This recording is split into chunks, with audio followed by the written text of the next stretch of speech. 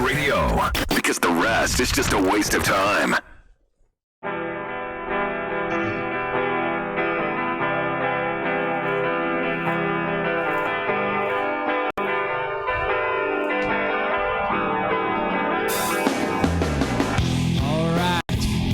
Today is Tuesday.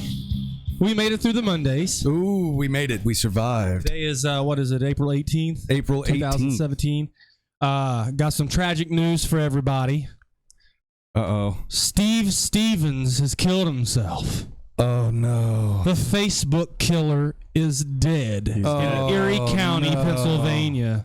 And the world weeps, right? Oh, yeah, everybody's crying. Dude, I thought he was gonna smoke me out front of my house. I was so scared. Dude. No, man, this guy was a total just fear monger. You know what I mean? I saw someone post from back in Indiana, which is where we're from.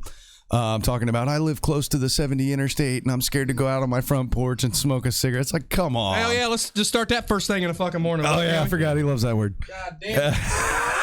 Cig of weed. Cig of weed. This person says it's gonna get hit in the face. But no, it's you know, she's all I can't go out on my front porch. I'm scared. Like, come on, you're scared. Come on. It's all bullshit. Fuck this guy. I don't believe it. Okay, I don't believe it ever happened, and I'm gonna tell you why. That old man that they're fucking showing from Facebook doesn't look anything like the old man in the video. What? Doesn't look anything like him. If you stop and look at it, it doesn't look anything like him. The bag, you can see that the old man's hand is underneath the bag when he starts to fall. Cuts the fucking bag, leaves that big long trail, because you can tell as soon as the bag is open, there's a big splot that falls on the ground. When you get shot in the face, blood doesn't fall down. It blows backwards. There's no blood all over the fence.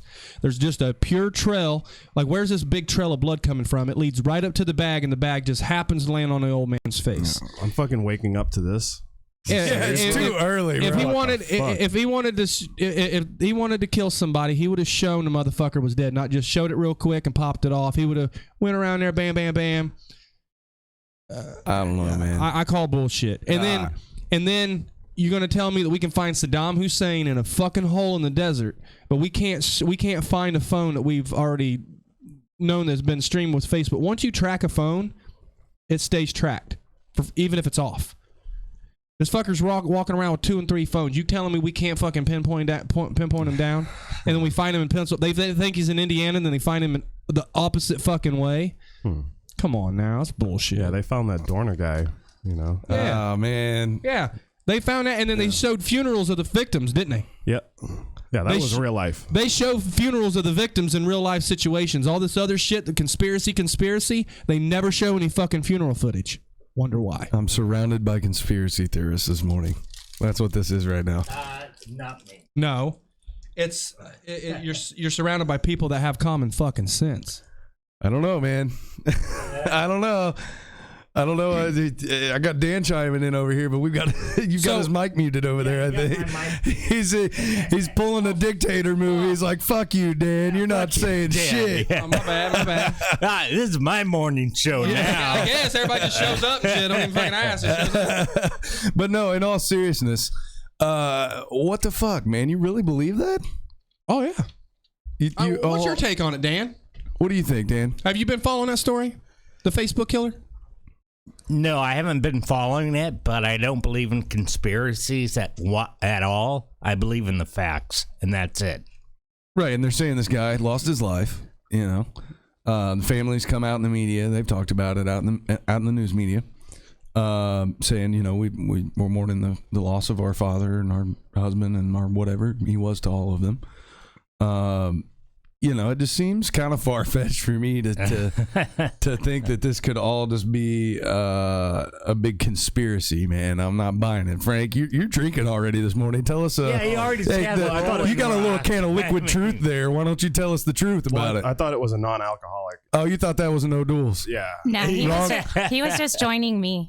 wrong radio station. It's peer pressure. I'm weak. He thought it was the beer and a Mountain Dew or something. Yeah. I just call bullshit all the way around. He's just not buying it. It doesn't make any sense. You cannot tell me that this day and age with social media that we couldn't have found this fucker in a few hours. Well, I think if it were something the CIA or somebody like that were involved in, if it were a matter, FBI was involved with national security. The FBI was involved with it. You can't tell me the FBI can listen in on fucking Trump's phone calls from Gun Tower, but they can't find somebody streaming on Facebook. It's bullshit. It's fake news. I don't know who created it. I don't know if it was the media, the government, or what. But it's to direct our attention to somewhere else. Sleight of hand. It's fake news. The media is lying. It could be. If it's not fake news, I don't have any proof that it's fake. I just feel in my heart that it's fake.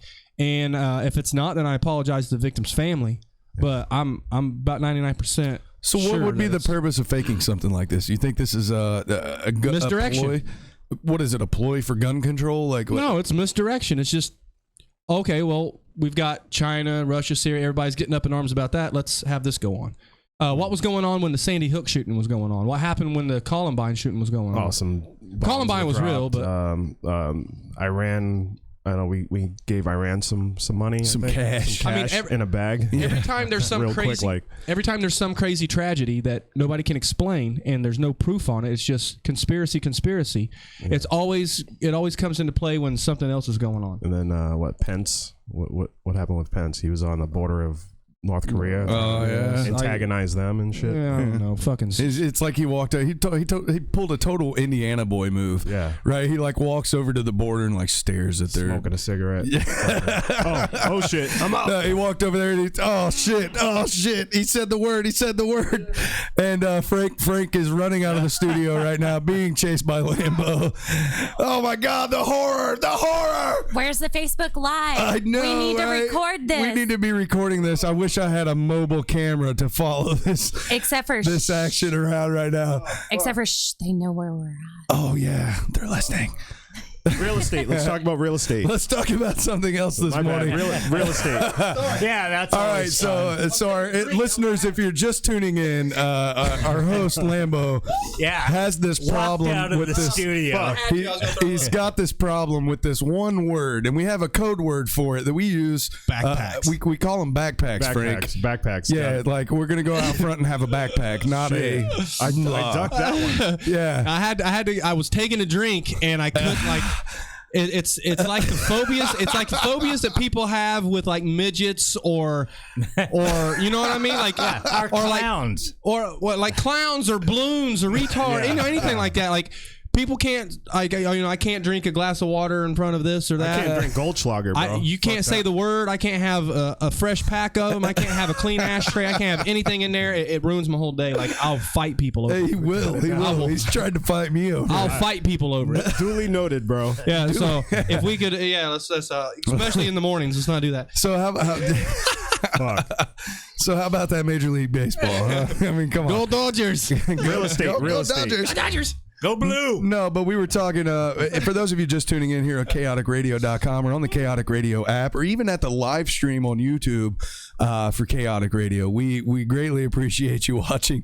Hopefully some of you were tuning into the live stream and just saw Lambo come across the desk here. Mayonnaise. I use the word mayonnaise. If not, hopefully I did a good job commentating if you're just listening. And we never know what we're going to get into this morning. That's what I love about walking into the station every morning, and it's probably the most controversial radio show on the air probably to date. Howard Stern, yeah, he's controversial, but we talk about everything that guy's scared to touch. So one of the things you were mentioning this morning actually on the way in was you felt like this is like a modern day zombie apocalypse happening right now. What do you mean by that? Well, it's been happening for a while. The zombie apocalypse is like what I'm seeing right now. I got Frank texting, you texting. It's happening right now. We've got laptops in front of the three of us. It would be four if you'd have got your charger. You know what I mean? It's just people are walking around like I go to the beach. You can't go to the beach without running into somebody walking into you because they're fucking texting on the beach. I can't go on vacation with my family without being on my phone 24/7. I can't sit and watch a movie with my wife or kids without being on my phone 24/7. So you feel like technology is the new zombie apocalypse? Yeah, everybody's a zombie, like even myself included. Everybody is. Everybody's a victim of technology. Well, just like this shit here, like everybody's killing people on Facebook Live. Like, why? Yeah, so people can see it. That makes no sense. They're gonna start banning that shit. No, they won't. They'll fucking no. They'll find a way to trace it. You think so? It's already traced. Like, it's already fucking traced. Have you guys not been watching the news and seeing the movies? They're watching me right fucking now. Somebody's watching me. You're talking about the NSA, right? I'm talking about hi government, like hi.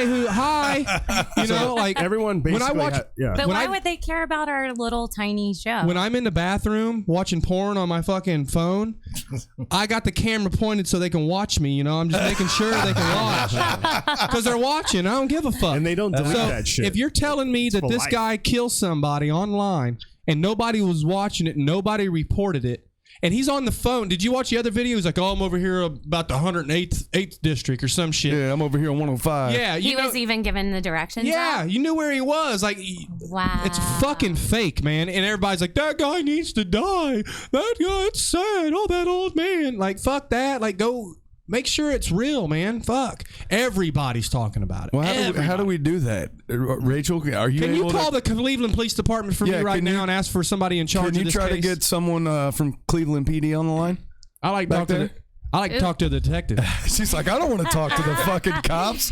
Oh, What are you bringing talking the about? police into this? You know, Yeah, I I got mean, looking at her, warrants right? and shit like that. You know, because I want to talk to somebody. I want to talk to the man's family and say, who killed your? If that old man, if that older gentleman was murdered, which I don't believe the one on the videotape was murdered, but I believe there was a gentleman murdered.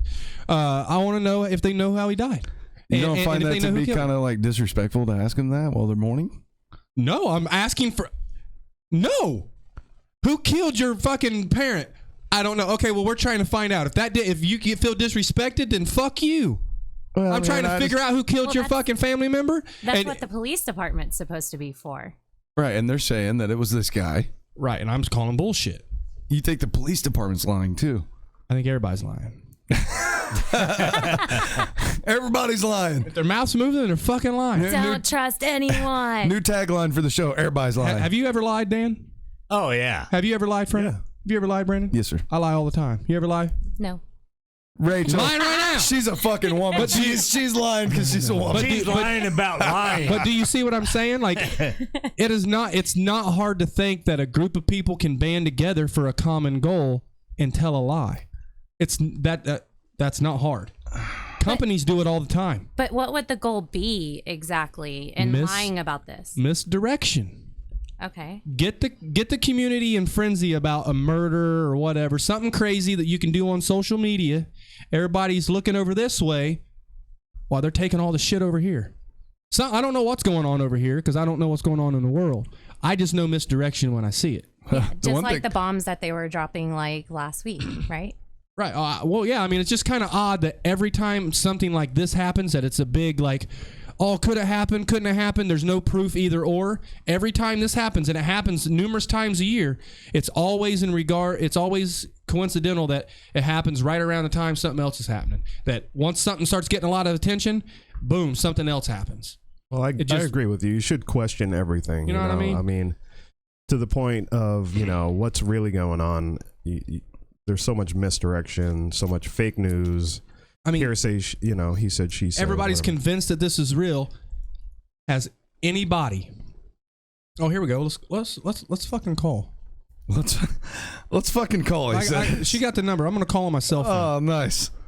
Oh, this should be good. No, don't call him on your cell phone. Oh yeah, they'll track it. Fuck it. Oh yeah, they'll track it. I ain't going to jail over that fucking piece of shit. No, have her If somebody wants to call, Get him on the line back there. Let me see if I can do that. Yeah, get him on the line back there, and then patch him in, and we're gonna let Lambo ask him some questions. You know, I'm gonna interrogate him. You know what? I just don't know about this, man. Be about your. You know, I want to know. Inquiring minds want to know: is this legit? I mean, nobody out there can tell me. Well, I don't want to know if it's legit or not. I'm just going to believe it. That's stupid. If you actually believe that and you're just like, well, I'm just going to believe it. I don't care if it's true or not. You're a fucking moron. Well, there's a lot of them out there. There's a lot of people that just believe what someone else said. 99% of the people out there. It just makes life easier. Yeah, they like to follow. It goes into the coincidences of laziness. Yeah. People are lazy. People don't like to put in the effort. Fact checks. Well, they don't like to put in the effort for the reward that they want. They just want the reward with a minimal effort, and that's not how life works. Right. So it's an instant gratification society. Well, that's what technology has turned us into, I think. Well, because I mean, you believe that thing is real, correct? I do. Have you talked to anybody related to that case at all? No. all you're going by is what you've read off the internet. Correct. Okay. What about you, Frank? Do you believe it happened? Do I believe it happened? I just watched a quick video. I didn't see the whole shooting and everything. I just saw him sitting there. You haven't seen the video? No. Let me see if I can It just find looked like he was just, nobody wants to watch that shit. stopping at this early. Starbucks, saying, "Hey, you know what? I've had enough, and life sucks." But he looked pretty happy. I mean, he was honestly kind of a sad sack piece of shit, if you ask me. Like, oh, my girlfriend, I'm gonna go kill innocent people. Like, what a pussy coward piece of shit. Yeah, but like I said, you don't even know that this happened. That's what I'm saying. Well, I mean, I know he was cry-sacking around about his fucking girlfriend on Facebook Live talking about killing people. I saw that. I saw that with my own two eyes. I fucking watch Justin Williams do the same thing all the time with his old lady. And I don't call him a sad sack piece of shit. I mean, everybody knows his old lady's fucking everybody, but he still goes after her. Did he kill his girlfriend, though? No, I mean, he should. Yeah. But, if he wanted to go on a murdering spree that anybody ever fucked her, he should. he would can't kill say that. Like, this chick fucks everybody. And I'm talking about everybody. I believe it. And everybody tells him, and he don't believe it. They get back together, and then I troll them, supposedly. They both block me, and then now they're fighting again. Yeah. But it's always he's black, she's white, and it's always a racial thing. She's always calling him racial things, and he's always But he saying likes that something. shit. He's a sick fuck, too. He just retarded. Fucking dumbass. But anyway, Dumb. But So you're trying to as you're trying to pull up this video over here, which I don't know why you're doing. I think it's off. But anyway, I mean, if anybody's seen the video, it's ridiculous. The old man throws up a bag right before he gets shot. He's like, "Hey, can you show it?" Because you could see the old man was already turned, looking at the guy before the guy even said anything. Right. I've been to Cleveland. I've been in this area. Nobody looks at you unless they speak to you. Yeah, Cleveland's kind of a rough. Yeah, I had especially a layover out there. It's kind of sketchy. Well, especially an old man. An old man's not gonna look up at a younger gentleman approaching him. Well, I mean, he did kind of when he approached him, he kind of said, "Hey, come here, let me talk to you for a second," or something like that. The way I remember it. Yeah, he did, but he'd already looked at him. Oh yeah. Yeah, I just don't believe this. I don't believe this at all. If anybody looks at the video, if you shoot somebody, they don't fall backwards 3 or 4 feet. This old man fell back 3 or 4 feet. There's no blood on any of the fence. There's no brain matter. That's point blank to the face. Your head's exploding. Well, here's the deal, man. So I find this odd. The one that broke this story is GoErie.com, right? Which is basically a news source out of Pennsylvania. But they say Steve Stevens found dead of self-inflicted gunshot wound in White Ford Fusion on Buffalo Road in Erie. Police confirmed. State police had been following the car as it was headed west into the city of Erie. See, that looks nothing like the old man from Facebook. That looks nothing like him. The man from Facebook has a longer face, Well, why has would a they? longer chin. If it's a big conspiracy, why would they use two different people? What if? What if? Well, I'm just saying, if what you're saying truly makes sense to you, if it's a big conspiracy, why would they use two different actors? I'm not saying they used two different actors. They found an old man that was killed in Cleveland that looked just like this old man here. So they found an old man that got killed, and I was like, okay, we'll just put this old man on there. Bam. Why do you think they're blocking all this footage now? Everybody's got this footage that they're fucking throwing up on YouTube, and it keeps getting blocked. Just to be respectful to the guy's family. Yeah, because media and everybody's real respectful for people. Come on. Well, I mean, if it was me, I think I'd try to be respectful about it. Oh, would you? Because you own a big conglomerate media and making billions of dollars, you'd be real respectful to one fucking person? Come on. The fuck off your soapbox. Well, I'm just saying, man, I think the guy lost his life. His family's in mourning. There's all these Facebook detectives out there now talking about, oh, this didn't happen, that didn't happen. Look at the angle. Look at this. Look at that. Like, none of them were there either. You know, I mean, I hate to maybe I feel, or maybe you feel that I'm playing devil's advocate here, but I just don't see it. I don't see the purpose of doing it. I don't see why they would fake something like that. It doesn't make sense to me. So you don't think that that there's any reason for misdirection at all? I think there can be reason for misdirection, and the United States government has done things like this in the past. Not necessarily these, because I don't believe the Sandy Hook was a hoax or any of that shit either. But there are actual documented cases of the United States using false flag operations to pull shit off. So this is possible. So it can be possible. That's all I'm saying. There's no reason for it to be possible, and I don't think it's very likely. There's all kinds of reasons for it to be possible. And they have to do stuff like that. I mean, I don't want to say have to, but if you're trying to bomb a third world country, hey guys, look at this. Look over here. We're doing something over here. We're taking some money. It's too obvious. It's too obvious for this to be a cover up for the bombings in Syria. So I don't think that's the case. So what do you think's going down? I don't know. I don't know what's going on. I don't know that. I don't have any proof that this is fake either. I can't say, well, this is fake. This is 100% fake. I'm just saying you're not buying it. That my personal belief is that it is false. Right. I don't have any proof that. I'm not a ballistic expert. I'm not a forensic pathologist or whatever. I'm not a crime scene analyst. I don't know blood patterns. I've watched somebody get shot in the face with a 9mm before, point fucking blank, and he didn't look like that. Right. He didn't look like that. There was no blood trail. You don't get shot in the face and hold your head down while it drills while you fall. It's going to blow your fucking head back. There's no blood in front of you. All that blood is going to be back. Yeah. I know that because I've watched. Because of the bullet. The bullet travels. You got the velocity and the trajectory of that bullet. The force is going to knock your head back, and you are going to fall backwards. There's no way for that blood to fall in front of him. There's no way for that big puddle of blood. That means he would have to have been standing up and let the blood fall down in a big puddle in front of him. That blood trail starts in front of his body. It starts where he was standing. So if you get shot in the face standing forward, how does blood start in front? Yeah, so Spielberg fucked that one up. Yeah, I mean, you could tell he had his hand on the bag. I think he ripped the bag, and I believe it was like, because it doesn't even look like blood. It looks like sweet and sour sauce. Some sweet and sour sauce. Yeah. So it looks like he cut it, and it just the bag mysteriously lands on his face. Like some WWF. I'm getting this picture in my head right now, like some fucking Randy Orton fake.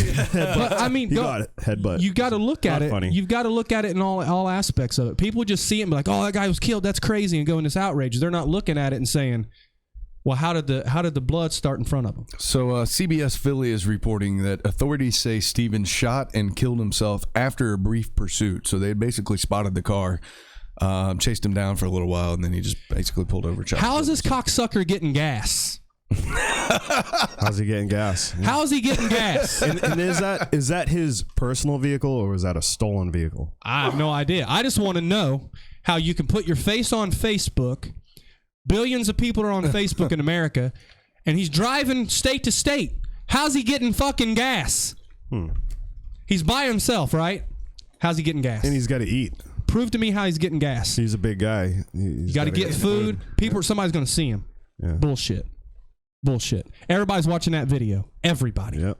Like bullshit. And it was a white Ford Fusion. Man, it's like OJ's Bronco. But then if you sit back at it, now I'm in my position of, well, why would they have this particular guy do this if it was a setup, if it was fake? Right. And then how does it affect his family? And then how are they going to shut them up? You know what I mean? It just doesn't make sense. It doesn't make sense. But him to do this and them not being able to catch him doesn't make sense. So it also makes more sense for them for us to say, well, it's real because it's too complicated if we think about it in the back of it not being real. It's easier just to believe that he went batshit crazy and our system sucks and we can't find him. You know what my whole theory on it is that basically is that the guy was pissed off at his old lady. He was trying to be vengeful and spiteful and thought, I'll get her attention this way. This will work. So he goes and shoots this old man. Then he gets on Facebook Live, and talks about not only shooting the old man after posting the video of it, but then also killing 15 other people. I don't think he killed the 15 other people. I think he shot the one old man, went on this, fucking police chase, just thought that he'd die as a star or have some sort of fame in his sick little twisted fucking pissant of a brain, and thought that, oh, I'll go out like this and this chick Joy Lane or whatever the fuck her name is will really regret this. So here's what's crazy. So We tried to call the Division of Police, Calvin D. Williams, Chief of Police, 1300 Ontario Street, Cleveland, Ohio, 44113. The phone number is 216-623-5000. Right. Rachel called it. It goes to voicemail without a number extension. Well, everything does nowadays. Yeah. That's a little weird. Those motherfuckers don't like to answer their phone. But this is right now. This is the Division of Police in a city where they're looking for a killer. Goes right to voicemail with no other information. Yeah. You would think that if they had any kind of information out, they would put everything on any one of their hotlines. Please contact this information or this number if you have any information, blah, blah, blah. Send us to their PR person, something. Until I talk to somebody that's associated with this and they confirm it, I'm going to call bullshit. Yeah. I have to, because if there's any listeners out there associated with this at all that has the liberty to speak about it, give us a call at 909-360-8330. yeah, if you know, I've got a lot of friends that are in Ohio and that are in the Cleveland area, and if you know this victim's family, have them call the show. I would love to apologize to them personally if this is real. I'm not saying that it's fake. I'm not saying 100% sure it's fake. I know it's fake, blah, blah, blah, blah, because I don't have not a smidgen of proof that it's fake. I just have my hypothesis and my opinion, and that's 100% what it is my opinion. I do not believe that this Stevie Stevens or whatever killed this man on the video. I believe that there was a man killed. Can't deny that, I'm sure. But, I mean, there's always people killed in Cleveland, but I don't believe that it was that gentleman. I just don't believe this whole story. Cleveland can be a rough little area, man. Yeah, so I wonder how their police force is out there. Are they lacking in police officers, or I mean, what's the deal? Well, you know what? Somebody here brought up a good point. I think it was Rachel herself actually said. You said, how's this guy getting gas? People all have their faces in their phones. No one's looking around at people anymore. Yeah. It's the zombie apocalypse we were talking about earlier with technology. Nobody's paying attention to what the fuck's going on around them anymore. It's all just, let me see what's going on the World Wide Web. Let me get on my phone here and see what's going on instead of looking with my own two eyes, When we went to Beaumont for Easter, and we were in the mountains or whatever, and I didn't have signal on my phone. And I don't know how many times I would still look to check a score, look to check on Facebook, and I'm there with my kids and my wife trying to enjoy a nice day. Right. You know what I mean? Like, they actually make devices now for people to hold in your hand that have like little buttons on the side and shit that are similar to a cell phone. Wow. Because people are getting so attached to that. I need to consciously make an effort to disconnect myself from my phone when I'm at home. Yeah, me too. Everybody needs to do that. Everybody should be doing that, yeah. Especially if you have kids, man. Like, because I neglect my kids a lot over my phone. Well, let me ask you something, and this would be a good topic since Dan's here on the show with us today. Do you feel like this technology can become an addiction in itself? Oh yeah, absolutely. Yeah? Yeah. Yeah, what about you, Lambo? Yeah. Oh, 100%. I'm addicted to my phone. Yeah. Dan, what do you think? You think it's the same? I'm somewhat addicted to my phone. Yeah. And it was weird when I went to rehab. This was almost 2 years ago now. I've been sober almost 2 years. Mm-hmm. They took my cell phone away from me for 7 days. Yeah. And I was like, shit. Beside yourself, right? I'm like, I gotta check my emails, gotta check my Facebook. Start pulling the Ricky Bobby. I don't know what to do with my hands. Excuse me, I need to go get a beer. Fucking Frank. Sorry, we bring Frank in the studio here. He's drinking at 9 a.m. Dan's sitting next to him like, yeah, I've been sober for 2 years. This is the one show where two worlds collide at all times. But he has to get up and get a beer. I'm cool with it. I don't care anymore. That's very cool because to me, as someone choosing their lifestyle, whether it's choosing to be sober, choosing to drink, or choosing to be religious, choosing not to be religious, it's like it's not up to anybody else to push that on anybody else. So I respect that you're cool with it. You just choose not to do it. Yeah, exactly. I don't push it. I mean, if I go to an AA meeting, it's people that are there that want to be healed, and I tell my story and about my coma and everything else, and that's it. I don't push it on other people. And you walk outside, and Frank's outside the door chugging a beer. Yeah, but didn't you say that non-alcoholic? Didn't you say those meetings are one of the best places to get back on drugs and alcohol? NA is. NA, he's talking about Narcotics Anonymous. No, Yeah. I went to AA, AA, bro, and the dude had acid, he had LSD, and there were the That's what I'm stories saying, like, about coke look, and all this shit. Only reason I brought it up is because he said that people at the AA. No, I interrupted you. My bad. The only reason I brought it up is they were talking about, or he said that the people at those meetings they're there to be healed. I call bullshit on that too. They're there to be recognized. He's calling bullshit on everything. They're there to be recognized. If they were there to be healed, they wouldn't be bringing drugs in. You know what I mean? Well, yeah. No, those people aren't there for that. The only thing good about AA is there's some hot chicks. Oh yeah, Yeah. And they're drunks. Yeah, so they're it's not kinda that. So they're already ready to fuck. It's easy pickings, you know. I So mean, it's more like a social club instead of people going there. Let's just call it what it is. They're not really there to be healed. They're there to find some bitches and maybe get some another good score. I mean, am I calling the pot black? It's a cop. no, you know yeah, what I mean? no, you're. They're not there. Right. They're not like now. And there are some. They're there like you, like Dan, that go there to be healed and to heal other people. Yeah. But 99% of them are there to fuck bitches and get high. Well, like he said the other day, he said, "I need my meetings. That keeps me focused. It keeps me, He's the one, on task of being sober, right?" He's the 1%. I'm the 1%. That the 99 fuck over, and that's the bullshit of it. Is the 99 are taking away the glory from the 1%. Like AA is supposed to be for people like Dan that do want to be healed and that do want to help other people, that need to be like-minded.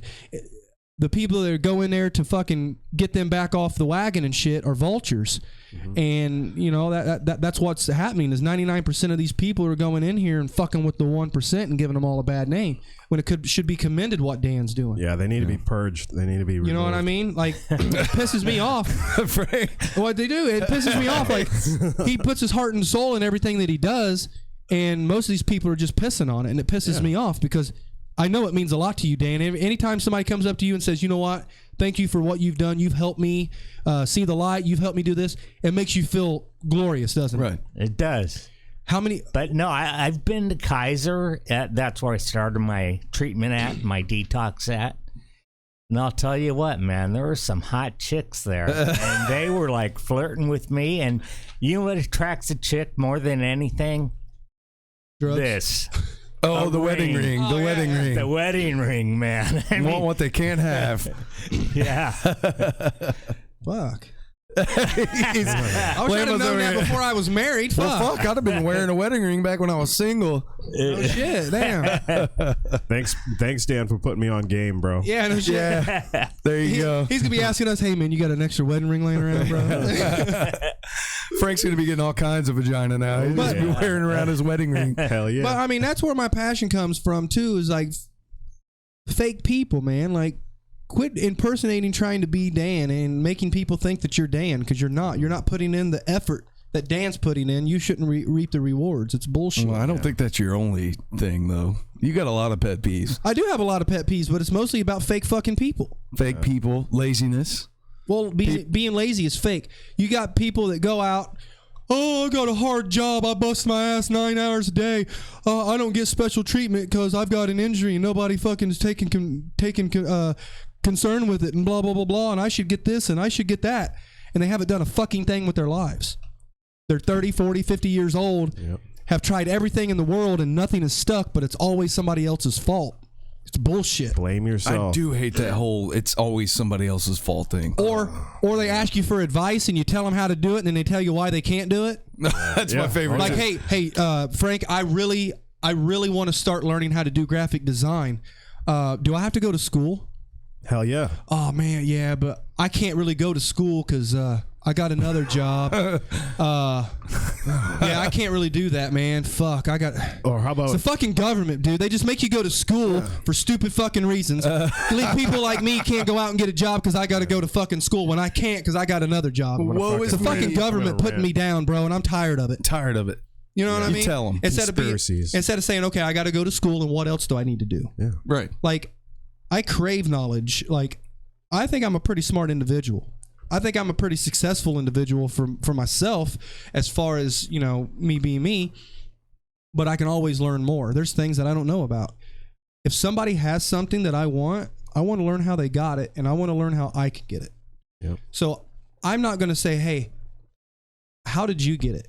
Because how they got it might not be the way that I can get it. But I'm going to ask them, what steps can I take to get where you're at? Yeah. So you curve, it's a learning curve. You basically go straight to the top. You're just like, fuck, this person knows something I don't know. I'm going to man up and I'm just going to ask them, hey, how did you get to where you're at? You know?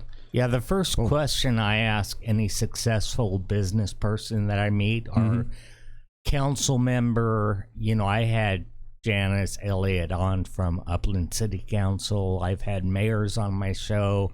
I've had assemblymen on my show. My first question is always, what motivates you? Yeah. That's what I want to know. What motivates you? Right. Where's your passion lie? Yeah. But bitches and cocaine. But and I like that because you can kind of see where their head's at. But what motivates that person might not be the same thing that motivates you. Yeah.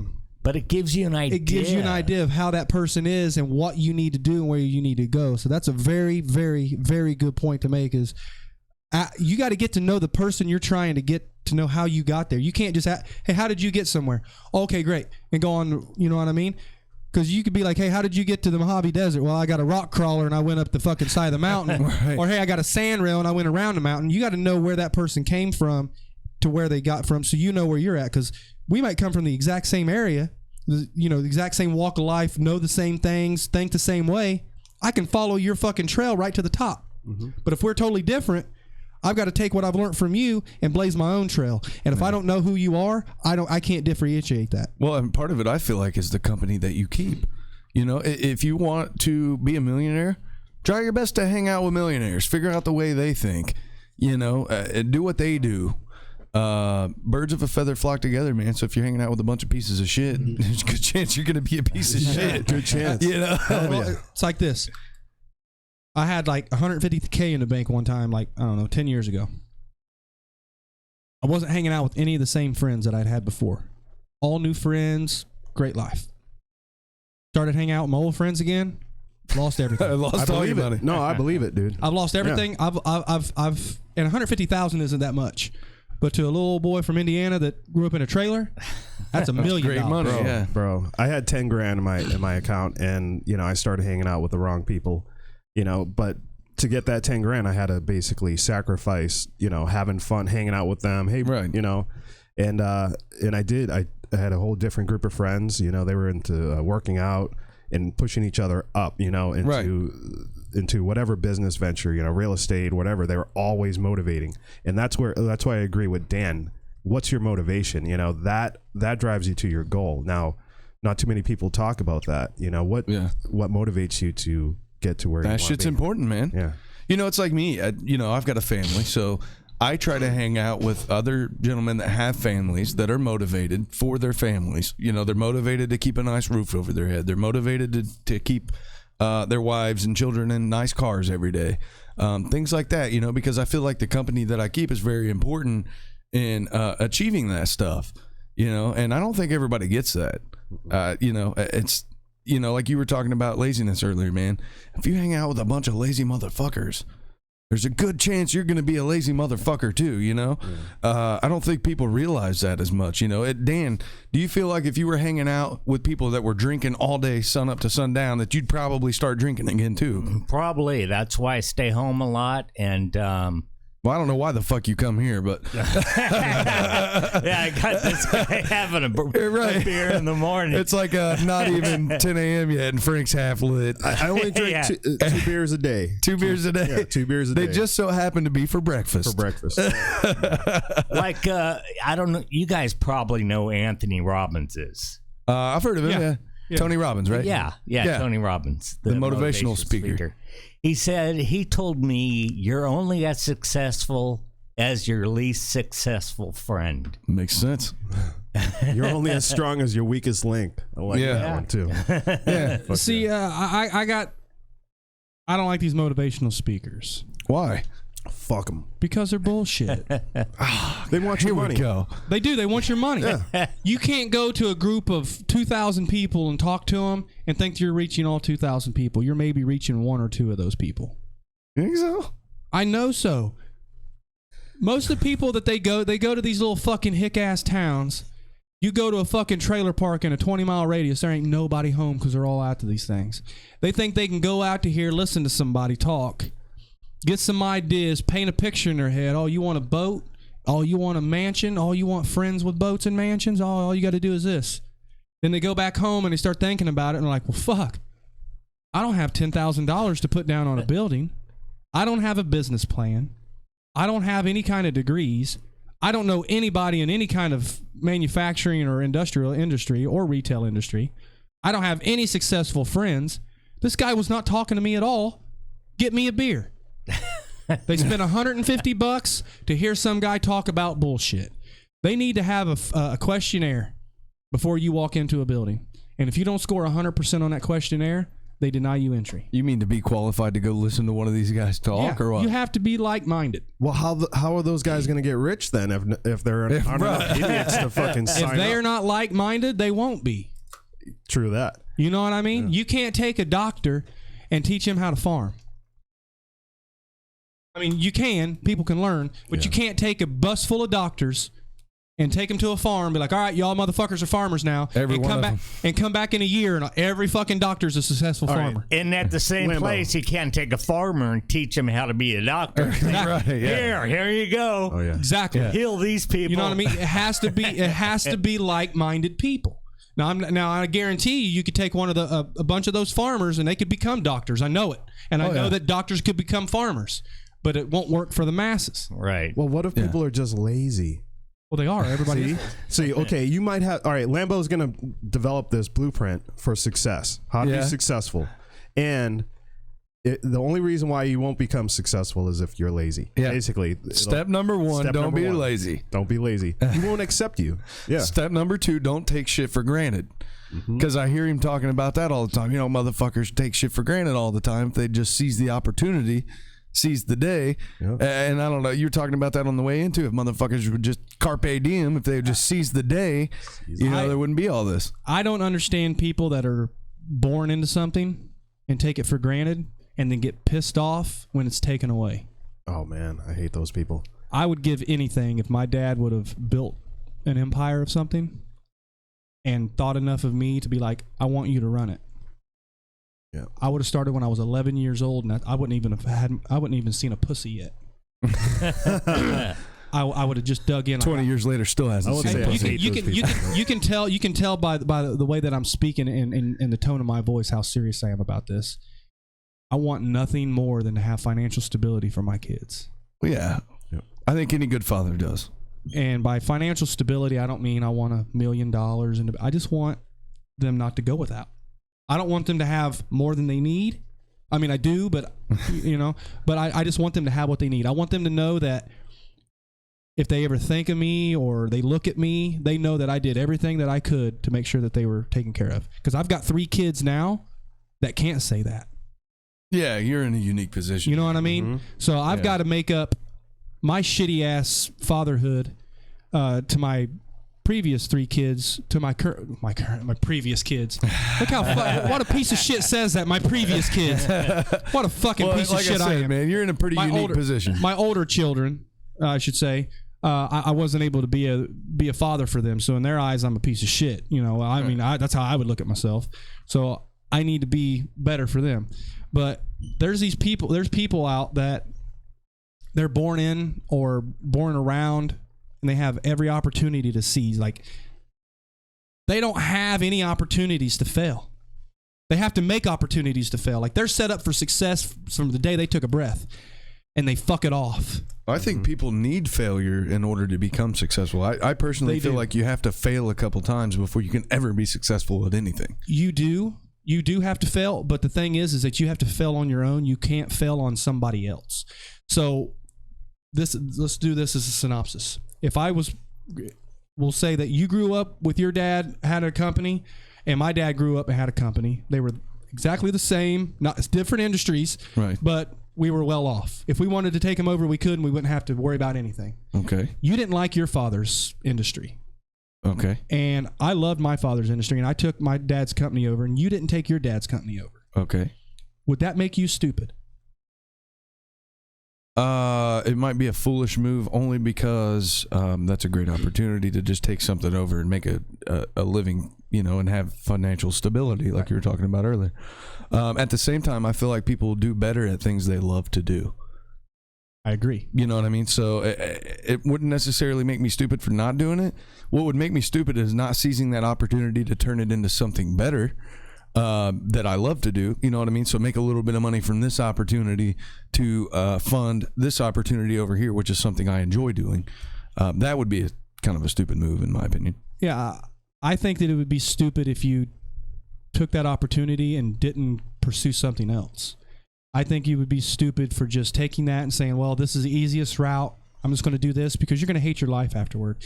If you didn't enjoy your father's industry or your father's company, I think you should have enough gall or sensibility or respect for your parent to say, look, I don't want to do this. Thank you for what you've done for me. I want to do something else. That parent should have enough respect for that child to be like, you know what? I agree. Let's do that. Yeah. So, sometimes people have the fear of disappointing their parent. That might be in there too. Yeah, that's a cop out. It's a cop out. I mean, don't you think you're going to be a disappointment if you don't do shit with your life? Yeah, you're going to be disappointed yourself when it ends. So I mean, I don't think I expressed what I wanted to say. It just if you've got opportunity and your parents have busted their ass, which I'm sure they have, to give you everything that you have. So whether your dad owns a landscaping company or your dad owns a fucking, makes fucking, prosthetic limbs. He just scared the shit out of me. Tomahawks. He's karate chopping in the air. I thought he was about to fucking judo chop me. I was taking prosthetics. It doesn't matter what they do. If you love your parents and you love your family, you need to take over that business if you enjoy it. Okay? And if you don't enjoy it, you need to tell your parents, look, I don't enjoy that. I don't want to do that. I want to do something else. And go out and do it. Don't just tell them, well, I don't want to do what you're doing. I want to play music. Get the fuck out of here. Yeah, kick you out. Get the fuck out of here. I want to be a rapper. Hey, I want to be a rock star. You know what I'm saying? So if you've got opportunities set in front of you, you need to take advantage of it. But let's face it, man. A lot of the kids out there that are born into opportunity, or so they speak, born with the silver spoon in their mouth, don't want to own up to the responsibilities that are laid out for them to take some of these things over. Some people don't want to own the responsibility of, oh shit, they've decided my future for me and I have to do all these things to keep this going. I don't want any part of it. They don't want to do the work. It goes back to laziness, but a lot of them don't want to do the work that it took to build it in the first place, much less maintain it. Or maintain it in the first place, much less build it, I guess. Yeah.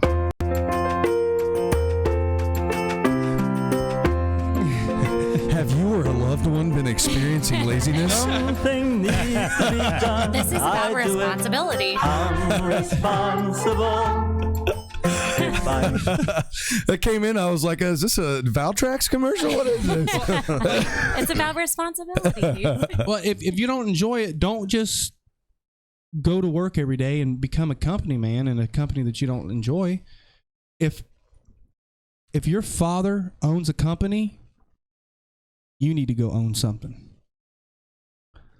You need to follow. If your dad was a janitor, then you either need to be a fucking janitor, or you need to own a janitorial company, or you need to be an owner. So you need to be better than your parent or be the equal. You can't be less. See, but I don't think anybody needs to have to. I don't think you should have to follow in your parents' footsteps and whatever they did. Right. No, that's not what I'm saying. I said you either need to be equal or better than your parent. You can't regress. Right, but you said if my dad was a janitor, I should be a janitor on a janitor supply. No, I said something better. Yeah, you should either be a janitor to follow in his footsteps, or own a janitorial service if you're going to stay in that industry, or be something better. Oh, you're just saying don't digress. Yeah. If your dad was a doctor, don't be a janitor. Right. Or if your dad's a janitor, don't be a high school dropout and fuck off on the couch. You know what I mean? Right. Yeah. And I think that comes a lot also from whether parents support their children or not.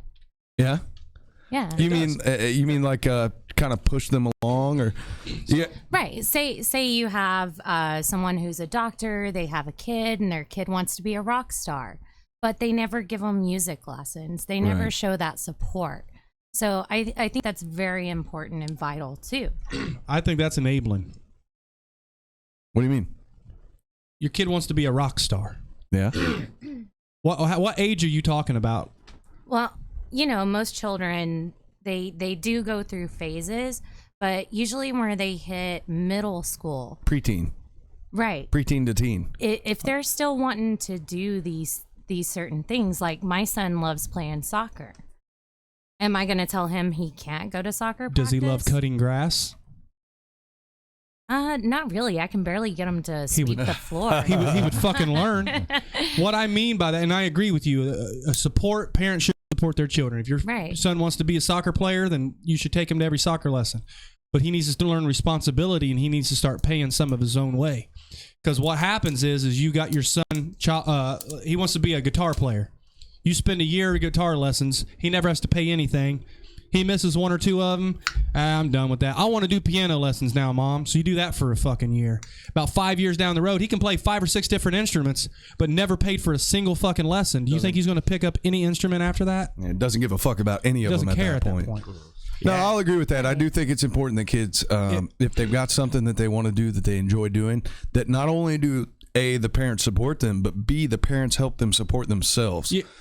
In whatever it is that they want to do, We need parents to teach responsibility and morals. We don't just need to be like, well, you can be whatever you want to be, Frank, because that's what he's saying is, oh, you're going to let me be whatever I want to be. No, you can be whatever you want to be, but you have to be it. If you work hard at it. That's why I believe in chores. You don't even have to work hard. Yeah, I believe in chores. Like, parents should have their kids do chores. That builds character. Oh, that builds consistency. And if you're not consistent in anything, you'll fail. That's just the way it is. I have a 9-year-old son. Well, I have 2 9-year-old sons. I have a 9-year-old son, Braylon. That was a busy year for you, sir. I'm telling you. But he plays sports, and this kid is so amazing. He's such an amazing person. Like, I wish I could know him more. Right. Like, it's so shitty and hard for me to say. Like, he's my son. I don't even know him, but he's such an amazing individual, and I don't know where he gets it from. It's just like he's very considerate of people. Right. Like, I'll say, hey, man, you want to come over to my house for a little while? And if he wanted to play with his friends, he'd be like, oh, I don't know, Dad. Let me think about it. He don't want to tell me no because he don't want to hurt my feelings. How old is he? 9. Okay. He's just an awesome individual. And he likes to play sports. And I know that if his stepdad and his mom said, I need you to do things around the house or mow the yard or do something, he would do that to help pay. Because that's the type of person he is, because that's the upbringing he is. Right. And that's where it's going to start. All my solutions for life, it doesn't mean it's going to happen overnight. It's going to be a 10 or 20 year process. Like, we can't just start killing people off now and tomorrow will be nice. It's going to take. Although that sounds like solution number one to most of your problems. It's going to take 10. It's going to start with the 10-year-olds that are here. They're going to see all these older people getting killed and murdered, and they're going to realize, hey, drugs are fucking bad. We shouldn't be doing drugs when we get older. It's going to drop the crime rate. It's going to drop drug use. If you get kids to start paying for their own things, they're going to start taking more responsibility and enjoying it more. So if they're like, well, I really don't want to play football. I just thought it was cool. I really don't want to pay for it. You got free Saturdays. Yeah, I think it depends on why they want to quit, and that's a very important thing, because my son wanted to quit basketball. And I was like, well, why do you want to quit? And he's like, Mom, I just don't get it. Yeah. And so we moved him into karate and then into soccer, and he developed those skills of coordination, and now he kicks ass on a basketball court. See, I'm that dad that won't let him quit. It's like, no, once you join the team, you're not quitting mid-season. Yeah, you have a whole team that depends on you. Right. You got to finish what you've signed up for. Yeah, exactly. Yeah. I would never make my child do something they don't want to do. Ah, man, you joined the team. If you wanted to join the basketball team, and you bugged me about it all year, and I signed you up, and you went to play basketball, and you do 3 or 4 games, and you say, oh, I don't want to go to basketball practice. I really don't want to go, Dad. I'm thinking about quitting. Get your ass up. You're going to basketball practice. You're finishing out the season. Then we won't sign you back up next year, but you already made a commitment this year to your team. Yeah, then you just make them commitment. You make them go and look, and they look like a fucking pansy piece of shit because they suck at a sport, or they don't want to be there, so they're just going to fuck off, and it's going to make them resent. You're missing the underlying moral to the story here, though, is that if you make a commitment, you need to stick to it. So when they've committed to that team that they're going to be there the whole season, I'm making them follow through with their commitment. And if they're getting criticized, then that teaches them to be able to accept criticism. Well, hey, here's a whole new topic of discussion, but what's wrong with a little humility? Nothing. What is wrong with a little humility? This is what I'm saying. I'm always humiliated. Boy, she's the only woman on the show. She's like, Your kid wants to play sports and then he wants to quit. You let him quit and you tell him, you're not playing this sport again as long as you're in school. I'm not paying for it. Yeah, well, I'll tell him at the end of the season that, hey, now you're not playing the sport anymore. Cause but then that's I think it's cruel and unusual punishment. You can't take a child, push him on, say, you're going to do this, you're going to do this, you're going to do this. Says the guy that wants to give drug addicts hot batches. That's cruel and unusual punishment. Because that's their fucking choice. We're talking about children. I want to teach my child that, if you start something, you shouldn't start something that you don't know the full grasp of yet. So I'm going to let you start it. But once you do it and you realize you don't want to do it, you're not going to come back on and say, well, I'm going to try it again. No, you've tried it once, you failed. I'm not paying for it no more. I'm going to pull your ass out of it. Next time you want to play, you're paying for everything. So next year when he comes over and says, Dad, I want to play football. Okay, are you sure you want to play football? Because you know if you don't go to the fucking end of the season, you ain't playing football the rest of the fucking high school year. Rest of middle school. Rest time you're in school, I ain't paying for it. So you got them 4 chances to go through some sports or however many sports they got, and if they quit them all, you're done with fucking school forever. You don't have any high school sports to go to unless they pay for it. And then it's more enjoyable because they're paying for it. They're busting their ass. And now you've got and I'm being 100% honest and serious about this. I know, but it's just so funny your view on life. You have them, if they're paying for it, it's theirs. It's like you buy your kid a car, and you guys tell me if I'm wrong about this because I've went through this myself. Your dad buys you a car, you trash the fuck out of it. What happens when you buy a car? Oh yeah. Oh yeah, you know what I mean? You take care of it, you get That's it clean, wash the tires. So you go off somewhere and you get your child a job. They fuck it off because they didn't have to work to get it. They go out and get the job. There's asses staying there working because I did it. My dad got me a job. I fucked it off. I couldn't find another one. I went back and begged for my job back, and I stayed there for another 2.5 years. So handouts don't work. Frank, do you feel like if your nephew would have driven his own car the other night that he would have crashed it, or do you think it was just because it was yours? No, damn right. If he paid for the car, he would not have done that. He'd take You gonna make him pay to fix it? It wouldn't smell like bong water, and I have to fucking drive it now. It's like this. I'm happy-go-lucky when I'm driving around. We're driving, smoking weed, whatever. Let a cop pull up behind me. I'm nervous as a motherfucker. Freaking out. Oh, yeah. It ruins my whole mood because I know I'm about to get in trouble. I'm invested at that point. I'm paying attention. You let a motherfucker be invested from the get-go, they pay attention. So you let a child be invested for his sports. He's got to buy his jerseys and shit. He's going to get the use out of that jersey. You don't buy something, let them go in and be like, well, you got to do it now. That's like having your daughters in an abusive. That's going to teach your daughter that her relationship isn't going good. She's still got to stick with it because she committed to it. So now she got to stay and take them ass whippings. I don't know if it's the same as that. It's the same thing. If you're teaching them, if you commit, you've got to stick it out. That's what you're teaching a girl. It's a shitty relationship. They're beat down. They're weak-minded or whatever because they don't have that dad figure. And now everything that they've ever done, they're taught, hey, you've got to stick to this. They get in an abusive relationship. Hey, I got to stick with this. So you don't think we should teach our children to follow through with their commitments? No, because things change. Well, I mean, whenever it comes to girls, obviously you want to teach them some self-reliance, but you also don't want them quitting relationships or life goals that are very important for them. Right. And but they won't start it unless it's important because they've been taught they can't make decisions at 10 years old that are going to affect them when they're 20. That's not a good wavelength of thinking, in my opinion. Because here's what I'm saying. You say, like you said, things change, right? So the kid's 9 years old, wants to play football, goes halfway through the season, says, Dad, I don't want to do this anymore.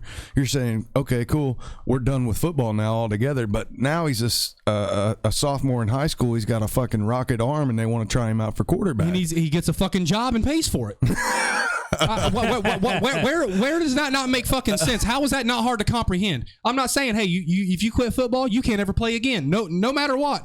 Oh, the NFL wants you? Nope, you can't play. You're just saying you're going to have to figure it out yourself at that point. You have to figure it out. You're teaching them responsibility. Oh, you want to play football? I'll help you. Oh, you want to fuck it off? I'm done. You got to do it now. So if you want to play football, you got to go in there. So that's teaching them, if I want to do something, I may make sure that it's something that I want to do because I've got to do it because I'm doing it all on my own. It teaches them I can't rely on jack off over here, because if you're telling them you've got to stick this out, everything that they put in through, they're going to have to stick it out, whether it's good or bad. And yeah, that's a good point to have. Like, hey, you got to stick it out. If you made a commitment, you got to do it. But things change. Say you're in a business relationship. Your business partner's embezzling money from you.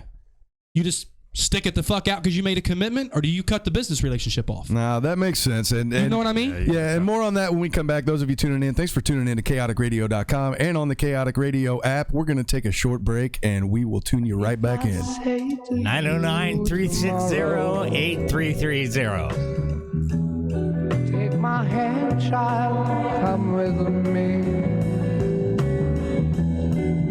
To a castle I will take you. What's to be, they say.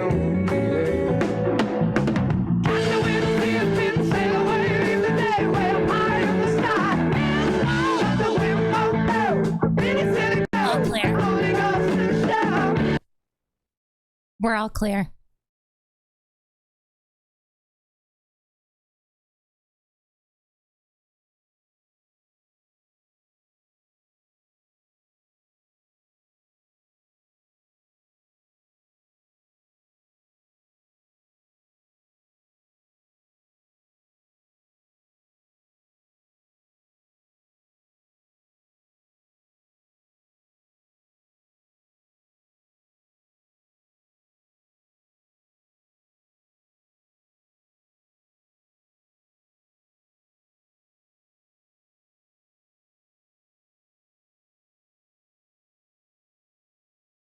Hey, Lambo. Can you go ahead and mute all the mics?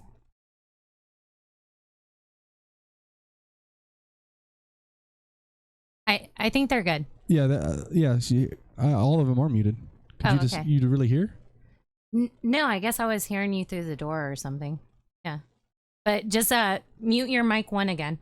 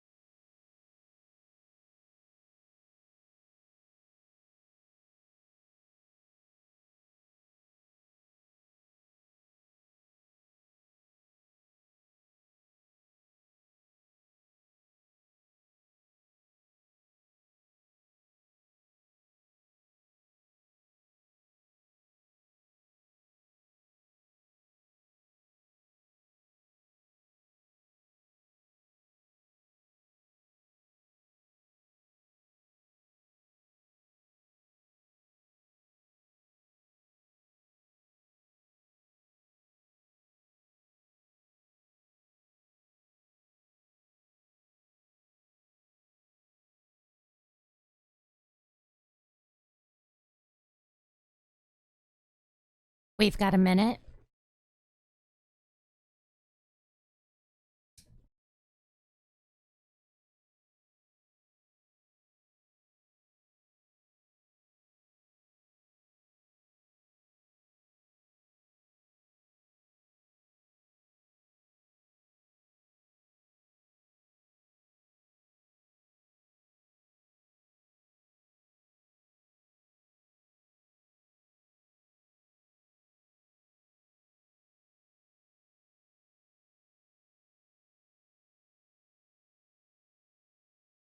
It's going to be 40 seconds. Go ahead and go all quiet.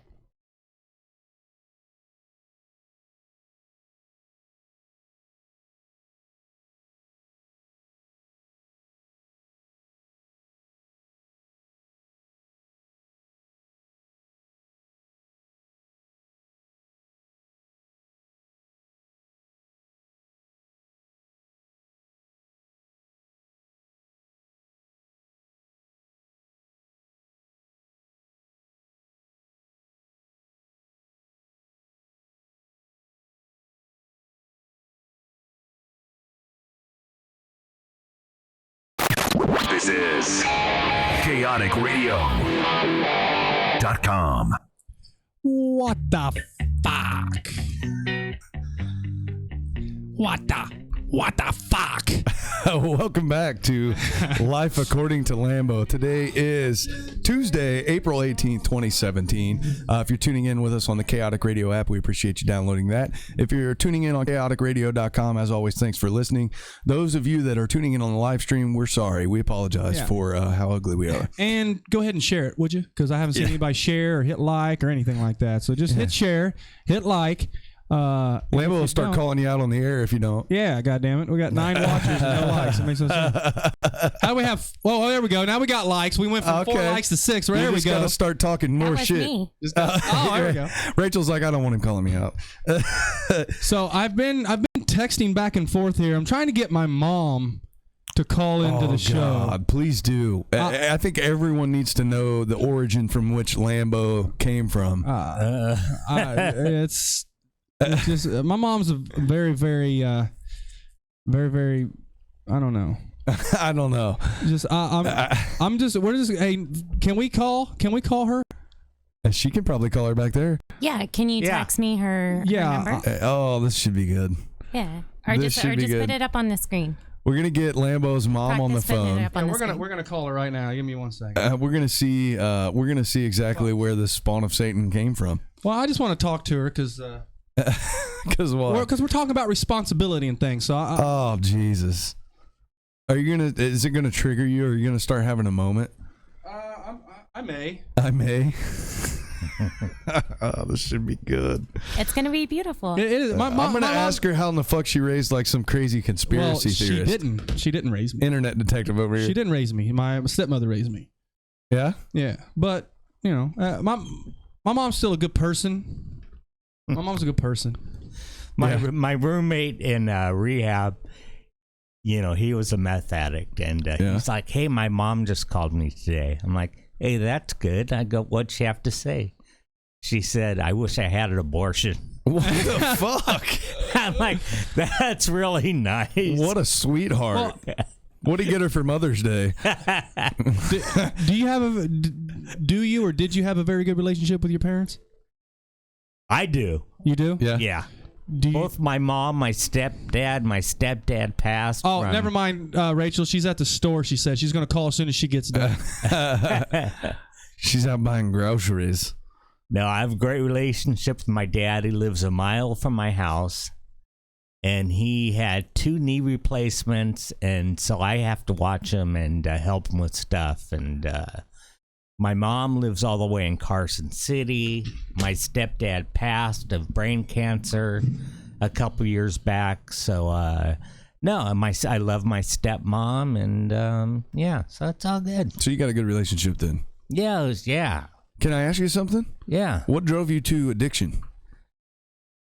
Punk rock. Punk rock? Personal choices. Yeah.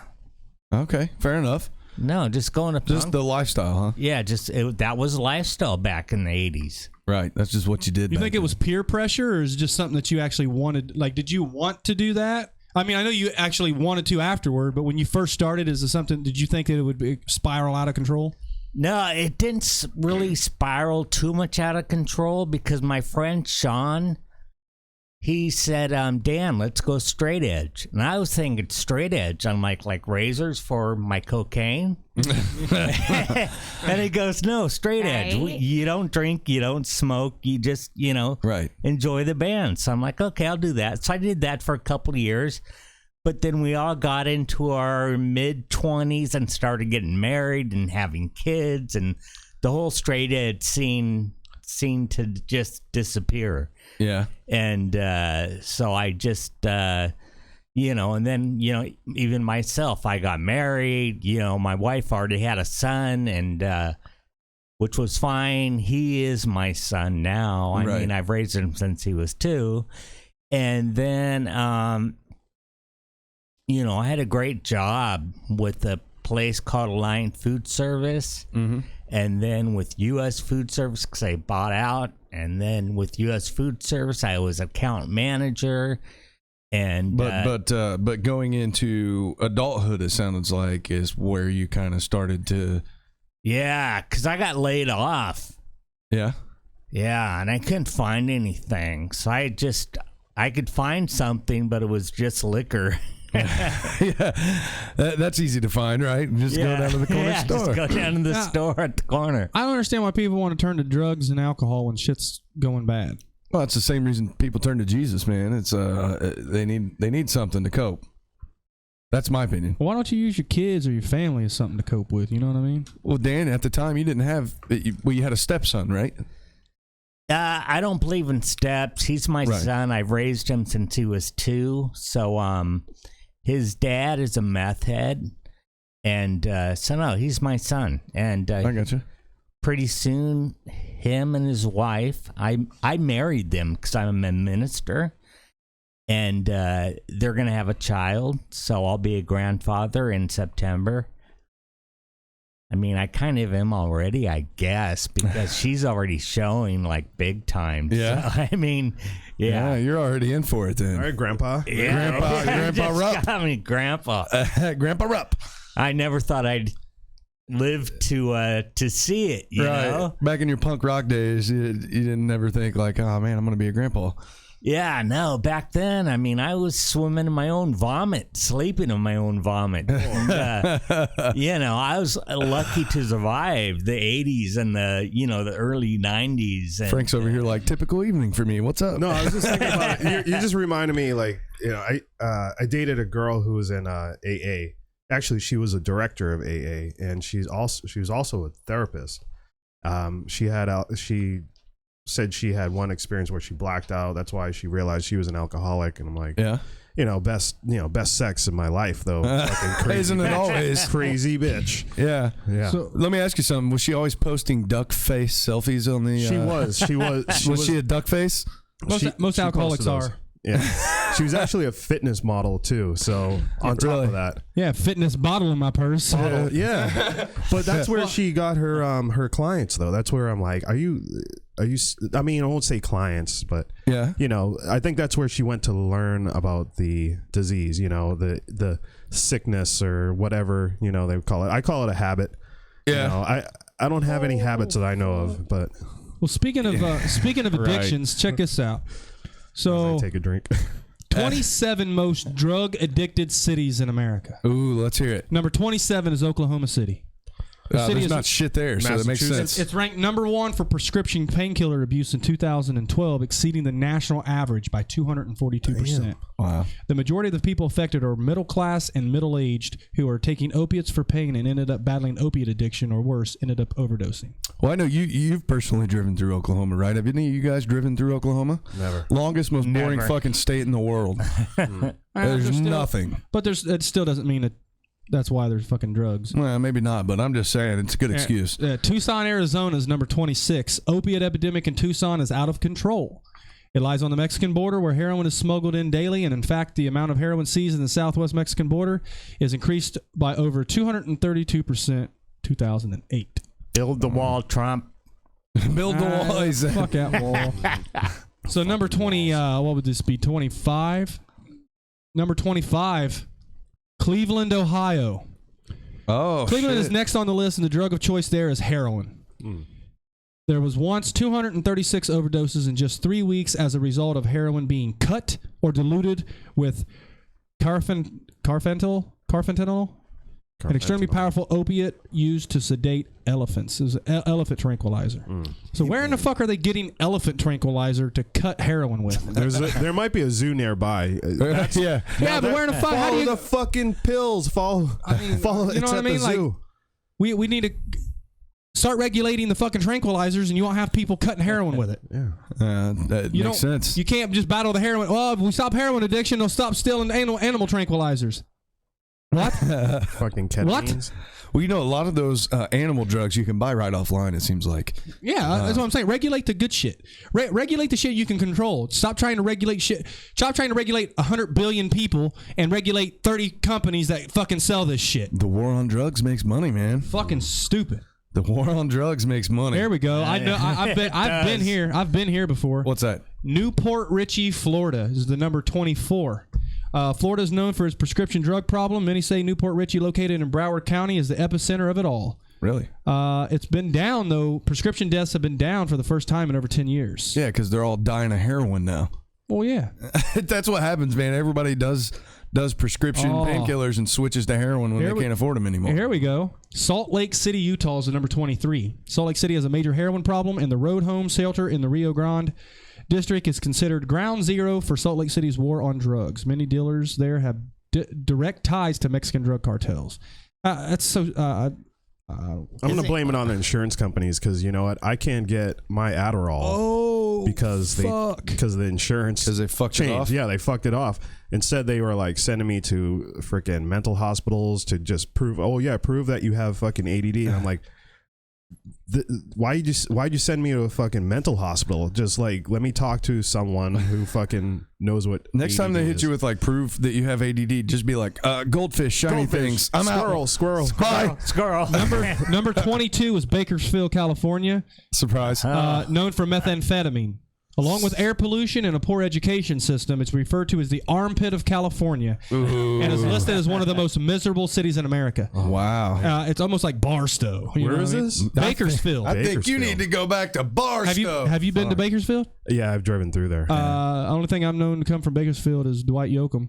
And he's pretty badass. But Bakersfield's all right. But, I mean, that's the thing. The poor education system. That's between Banning, right? Beaumont, Banning. Barstow. It is. Get the fuck out of here. I'm out. Get the fuck out of the studio. He's been drinking. You got to It's give up him a north a break. little bit in the valley. All right. Yeah. It's up near Death Valley. It's the armpit. Yeah, I've been there. But, you know, I mean, that's what I'm saying, though. People just say, well, they're poor, they're unaeducated, that's the armpit. Instead of coming in and trying to educate, but then half the people that are uneducated don't want to be educated, and they fucking push you away because... Well, and that's what I was saying earlier. We were talking about the same thing with, children born with a silver spoon in their mouth, and then when that gets taken away, they don't want to have to own up to the responsibilities of the things that they have to do to continue to live that lifestyle. See, everything that I'm seeing, and I agree with you there, everything that I'm seeing here is... from prescription, even number 19, Flint, Michigan, home of the lead water crisis. Flint has another crisis on its hands, heroin. Everything is heroin. Heroin and prescription drugs. Well, yeah, because it starts with prescription drugs. Exactly. And then they move to heroin when they can't afford the prescription drugs anymore. And it's big pharma that's doing this to the whole entire nation. It's big pharmaceutical companies that are doing this. Everything is prescription drugs, and then they go over to fucking heroin. Yeah. Recent article on livescience.com right now is talking about that more than half of American adults have tried pot. I personally would say that number is a lot higher. You know, if you go up and ask a politician or a doctor or somebody like, hey, man, you ever tried marijuana? They're probably going to be like, no, I haven't actually. Yeah. I'd say it's probably more like 75%. But my whole take is this, and, I'm pretty obviously I'm a proponent of cannabis. Having our involvement with the TerpHouse and all of that stuff. Why can't we just legalize that and let people use that for medicine and people just stop fucking eating all these pain pills all the time to the point that they have to switch to heroin. Because you can't patent a natural medicine. Yeah. Right, but I mean, it's bullshit, man. Well, it is, but it's capitalism as its Let me finest. ask you something, Dan. How do you feel about cannabis? Because I know you're recovering. You've been sober for 2 years, right? You go to NA meetings, you go to AA meetings. What's your take on cannabis? You know what? If my counselor's listening, she'll like call me. But I'm like totally for it. Yeah. Because I know guys at Whiteside that were coming off of heroin and in detox. And they're like, dude, man, what do you think if I go, don't smoke any here because they test you all the time. Right. But no, I'm for it. I mean, I'm totally for it. I personally, I'm of the same opinion. I feel like it can help people that maybe have addictions with other things, maybe come off some of that stuff. Yeah, I mean, come off heroin. I mean, I've lost, I don't know how many friends to heroin. Right. One, two, you lost friends to themselves. How about some of the churches that I heard of in, are they in Mexico or Peru? But there's people that are hooked on heroin, and they go to these shaman basically, and they put them on something called DMT or ayahuasca. Yeah, and basically they have a full recovery in there. I've heard of never that. touch opiates ever again after that. I've heard of that. They go into some sort of spiritual trance, and it's almost like hypnosis, where they, but obviously a different method, and basically erase that urge for them. Yeah, it's a miracle drug. That's wild, man. Yeah, Talking about ayahuasca? Yeah, ayahuasca. Yeah. Oh, yeah. Yeah, well, there's not enough research to go around to know what cannabis does and doesn't do. There's nobody wants to research it. They want to outlaw it, but no research, and then give you synthetic shit. Yeah. yeah. We all this. Oh, we need to legalize marijuana. We can do it. We can legalize marijuana right now. We can legalize marijuana today. Right now, today, as a nation, we can legalize it. All we got to do is stand up and say we're not taking any more prescription drugs. Yeah, I wish people would, man. We are done with prescription drugs. I'm going to the doctor. The doctor gives me a prescription. I'm going to hand it back to him and say, no, thank you. I'll use cannabis. That's what I've done. Thank you. I'll use cannabis. Yeah. If we all do that, you think the government's just going to let everybody not take prescription drugs and die? No, they're not going to. Big Pharma's going to say, well, fuck. We're fucked. We're fucked. Government's going to say, well, Big Pharma's not making the money now. Let's legalize cannabis. Boom, we've got what we wanted. Now we can go back and take our prescription drugs if we want to. Yeah. But people need to stand up and take action, and they will not do it. Well, Dan, you said your counselor was going to call if she heard you say that. She's against it, huh? What's her problem with it? Because it's not advised by the medical community, and it's not monitored by the medical community or doctor. And you can just go in and buy what you want and do it when you want, and it's not monitored. It's not so it never occurs to them that the reason it's not monitored is because it's fucking safe. Yeah. I mean, I mean, that's what I say. I'd like to get her on the phone because that'd be a fun. You need side effects. No, come on. We need to quit talking to people that make no difference. We need to talk to our neighbors. We need to talk to our family. And we need to talk to our friends and say, do you want to legalize cannabis? Then stand with me. We're not taking any more prescription drugs. Because, I mean, this article in Life Science is saying over 50% of people tried it and liked it, I'd say that number's way, way higher than that. People aren't going to admit that because of the position they're in the community or, they're fake. Yeah, well, pretty much, yeah.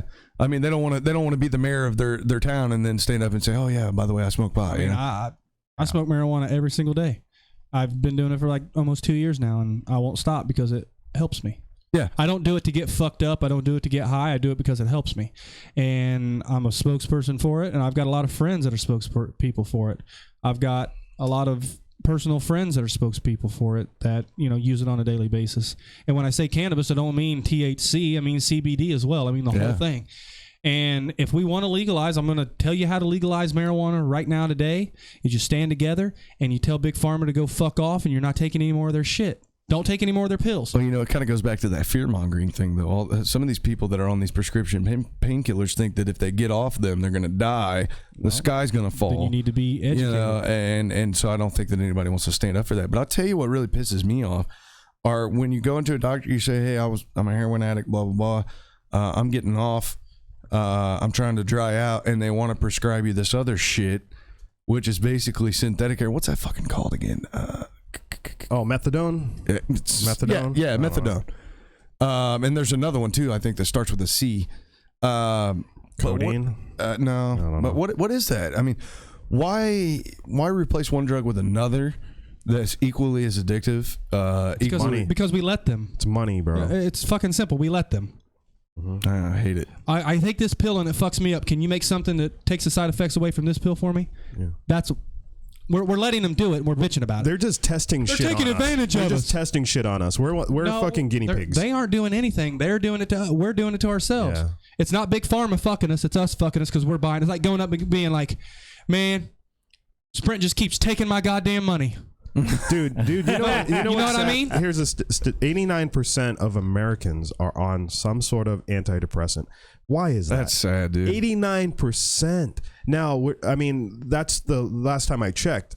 But now, is it because people aren't happy? People aren't happy with their lives, or they think they could just take a pill and it's going to make them happy? They're following everybody else's lead. People are telling them they need to take pills. Yeah, no, you know what? And Kaiser, as much as I like Kaiser and my doctor at Kaiser, they're so quick to give me Zoloft, Xanax. Right. Oh, yeah. And I'm like, you know what? I'm not taking that. Ativan. I'm not taking that. You know, and I told them, no, I'm not even going to get these filled. I don't need those. Pretty soon these doctors are going to have outfits. They're going to have doctor outfits that are like the NASCAR drivers. They got the fucking Activan, Viagra sponsors. You have to wear our fucking sponsor. Our logo. Oh, I'm telling you, man, it's crazy. It's just I don't get it, man. Yeah, they just want to pen anything they can on you to push that. You know, right? It doesn't even matter if you're depressed. And half of the everybody suffers from depression from time to time. Yeah. But I'm depressed right now. If you happen to go into the doctor that day, they're going to be like, "Well, dude, you need Wellbutrin and Ativan and blah blah blah blah blah." And half of the shit, you read the side effects to have the shit, and it's like, oh, by the way, your asshole may fall out. You may begin to puke up blood. The side effects are worse than what they're curing. Yeah. Right, and then they're coming up with medicine to treat the side effects of the medicine that you're taking. It's fucking crazy, man. It's insanity. Again, how you stop that is you just stop fucking taking people's word and advice for it. Yeah. Do what you're going to do. When you go to the doctor and say, I feel like shit, are you going to prescribe me cannabis? Nope. Fuck yeah. You know what I mean? Do what you want. If enough people and it's, you know, people are laughing and joking like, oh, that's fun. If you really do this, you can make a change. That's how you make change, is making action, not just sitting back and bitching about it. I hear Michael Jackson singing that Change song right now.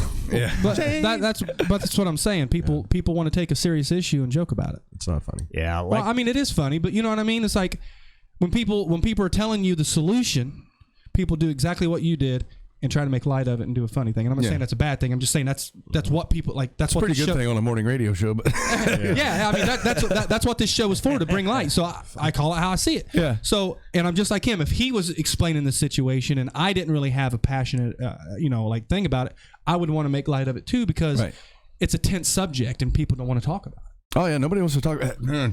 Nobody wants to talk about just federally legalizing cannabis on any kind of public platform, it seems like. I'm talking about doing anything with action. Whether it's stopping, you want to stop abortion? You can stop abortion. We can stop abortion right now today. Stop fucking. No, everybody stay in front of an abortion clinic and not let anybody in. If you can block traffic, you can block an entrance to a building. They'll arrest me. They don't arrest those motherfuckers on the 405. I'd be goddamn they arrest me in front of an abortion clinic. If they're not going to arrest me for blocking if they're not going to arrest people for blocking 100,000 people on a freeway, if they're going to block me from taking 2 whores in there to kill their kid, fuck them. No, I mean, you can totally do that. You can go in front of the building, but you cannot harass and you cannot stop people from going inside of the building. Can't disrupt the flow of business. Why not? Exactly. The protesters on the freeway are stopping people from going into businesses. They're stopping them from getting off of the freeway. They're entrapping them. They're basically kidnapping people on the freeway, and that's okay. That's a protest. But if you want to stop somebody from killing a live human being, you're violating people's rights. I'll punch some motherfucker in the throat. You can redirect the flow of traffic. Yes, you might make some people. You go on the 405 and redirect traffic on the 405 right now. Yeah. You can't do it. I know. You sound like my brother. Well, let's say you had a grandparent that was dying in the hospital, and you were on the 405 to get to the hospital, and you had some fucking Black Lives Matter, some jackoffs over there. Not saying that all Black Lives Matters are jackoffs, but 99% of them are sitting on the fucking freeway blocking it. We got him to 1% are okay. I know, right? 1% We're working on him. 1% We're doing better. 1%. I'm going to follow my own rhetoric. I'm not going to let 99% outshine the 1% that are doing good. There are Black Lives Matter people that are about equality and change, and Black Lives Matter is the only organization that they can stand up with that'll accept them, and that's the only that's fine. No. Go those Black Lives Matter people. But the Black Lives Matter people that are like only Black Lives Matter and fuck everybody else, fuck you. Yeah. You're no better than the KKK. Right, but getting back to your original question is, okay, back in the 60s, you didn't have to have permits to protest. Yeah. Now, if you're going to have a mass protest and you're going to be marching down the street, you've got to go to City Hall. You've got to go to the fire department. You've got to go to police officials, and you got to let them know what you're doing, and they have to give you a permit for that. And so it's like, how do you get your point across? You know? Yeah, if they don't grant you the permit, you can't go speak your mind, freedom of speech, right? If you're blocking the Unless freeway, it's a full-on riot. if you're blocking the freeway, I'll run your ass over because I got somewhere to go. Dan's got Dan ain't places to fucking go. around this He doesn't morning. like to sit in traffic either. That's sober Dan. Could you imagine drunk Dan? if you are on the freeway and you stand in front of my car, I am going to run you over. Simple as that. Regardless of your cause? And if you're moving in the rear view, I'm going to back up and do it again. I will not stand for bullshit. If you want to stand up for something, make a fucking change. Don't block my way. And if you're gonna allow people to block the freeway, because are you saying that the BLM get permits to block the freeway? They have to organize the events. Okay. Yeah. Not to block the not freeway. to interrupt though. you, but I'm going to warn the city councils. They let the city council, okay, we're going to have a protest this day. We need a permit. And the city looks at it. They're like, okay, we're going to try to help you guys out with this, because they can't take one side or the other. If the KKK comes here next week and wants to do a protest, the city officials also have to block off the freeway entrances, so that way the protest can go through without people running them over. Right. Yeah, but it's a safety violation. Yeah, they're just standing there blocking. I'm not going to put up with it. So if they're gonna allow people, that's what I'm saying. If you really want to make a change about this, and they're allowing people to get permits to stand in the freeway, and you go to get a permit to stand in the middle of a fucking abortion clinic, and they tell you no, I am going to riot. Well, you can't go inside an individual. No, I'm not inside. I'm talking about blocking the entrance. Right. But whenever you're blocking the entrance, that gets into private property. If you're out on the other side, on the public side. On the sidewalk. We're on the sidewalk, not letting anybody in. Not letting anybody around us. Just like they are on the freeway. They're not on private property, but they're not letting anyone around them either. You're on a freeway. The freeway is not private property. That's public I know. property. That's what I'm saying. So they're not on any private property either. They're on the freeway, but they're not allowing you to pass either. They're not allowing you to get off the guardrail because there's fucking semen on both sides. You're trapped. They're kidnapping you, basically. Like, that's kidnapping. If I get stuck on the freeway, I'm filing a charge for kidnapping. That's what they're doing. They're holding me against my will. Tell me I'm fucking wrong. That's kind of far-fetched. How is that far-fetched? They're holding you against your fucking will. Well, some people sympathize with them, and some Fuck people those don't. people. Those And people it's are fucking pussies. It's still public property. Tell them. If you agree with people standing on the fucking freeway, you need to call the show so I can get your address and come here and smack you in the fucking mouth. Give us a call. You won't really smack you in the mouth. Oh, I will. I'll smack the fuck out of you. Verbally smack you in the mouth. Come here and protest in our studio. 909-360-8330. If you think it's all right to stand on a freeway and block somebody from going where they need to go, you deserve to be smacked in the mouth, and my smacker's geared up. But I'm not going to smack them in the mouth. I'm just going to run them over. They're not on the freeway. They're on the streets outside of the freeway. Yeah. Still. No, they still were blocking traffic. they were blocking the 405 like last year. Nobody could get through. Nobody. On the exit. And then but they're not actually on the freeway. If they're on the exit, the exit's part of the freeway. It builds up on the freeway. The exit is part of the goddamn motherfucking freeway. The highway patrol can pull you over on the exit. Well, they can pull you over on the street. They're blocking that. It's safety hazard. What if there was a fucking invasion and shit, and they're blocking? Like, they can't. Fuck that. You can't block people. You can't block people. Now, I will agree with one thing, that if standing in front of a clinic or whatever that you're protesting and stopping people from coming is disrupting the flow of business, then so is fucking crowding up a freeway exit. I think or a that's street. disrupting the flow of business also. I agree with that. If they're on the sidelines and traffic can flow freely, that's fine. If you're in a vehicle, you cannot block a vehicle. I don't give it. That's like going to outlawing car washes and standing in front of a car wash.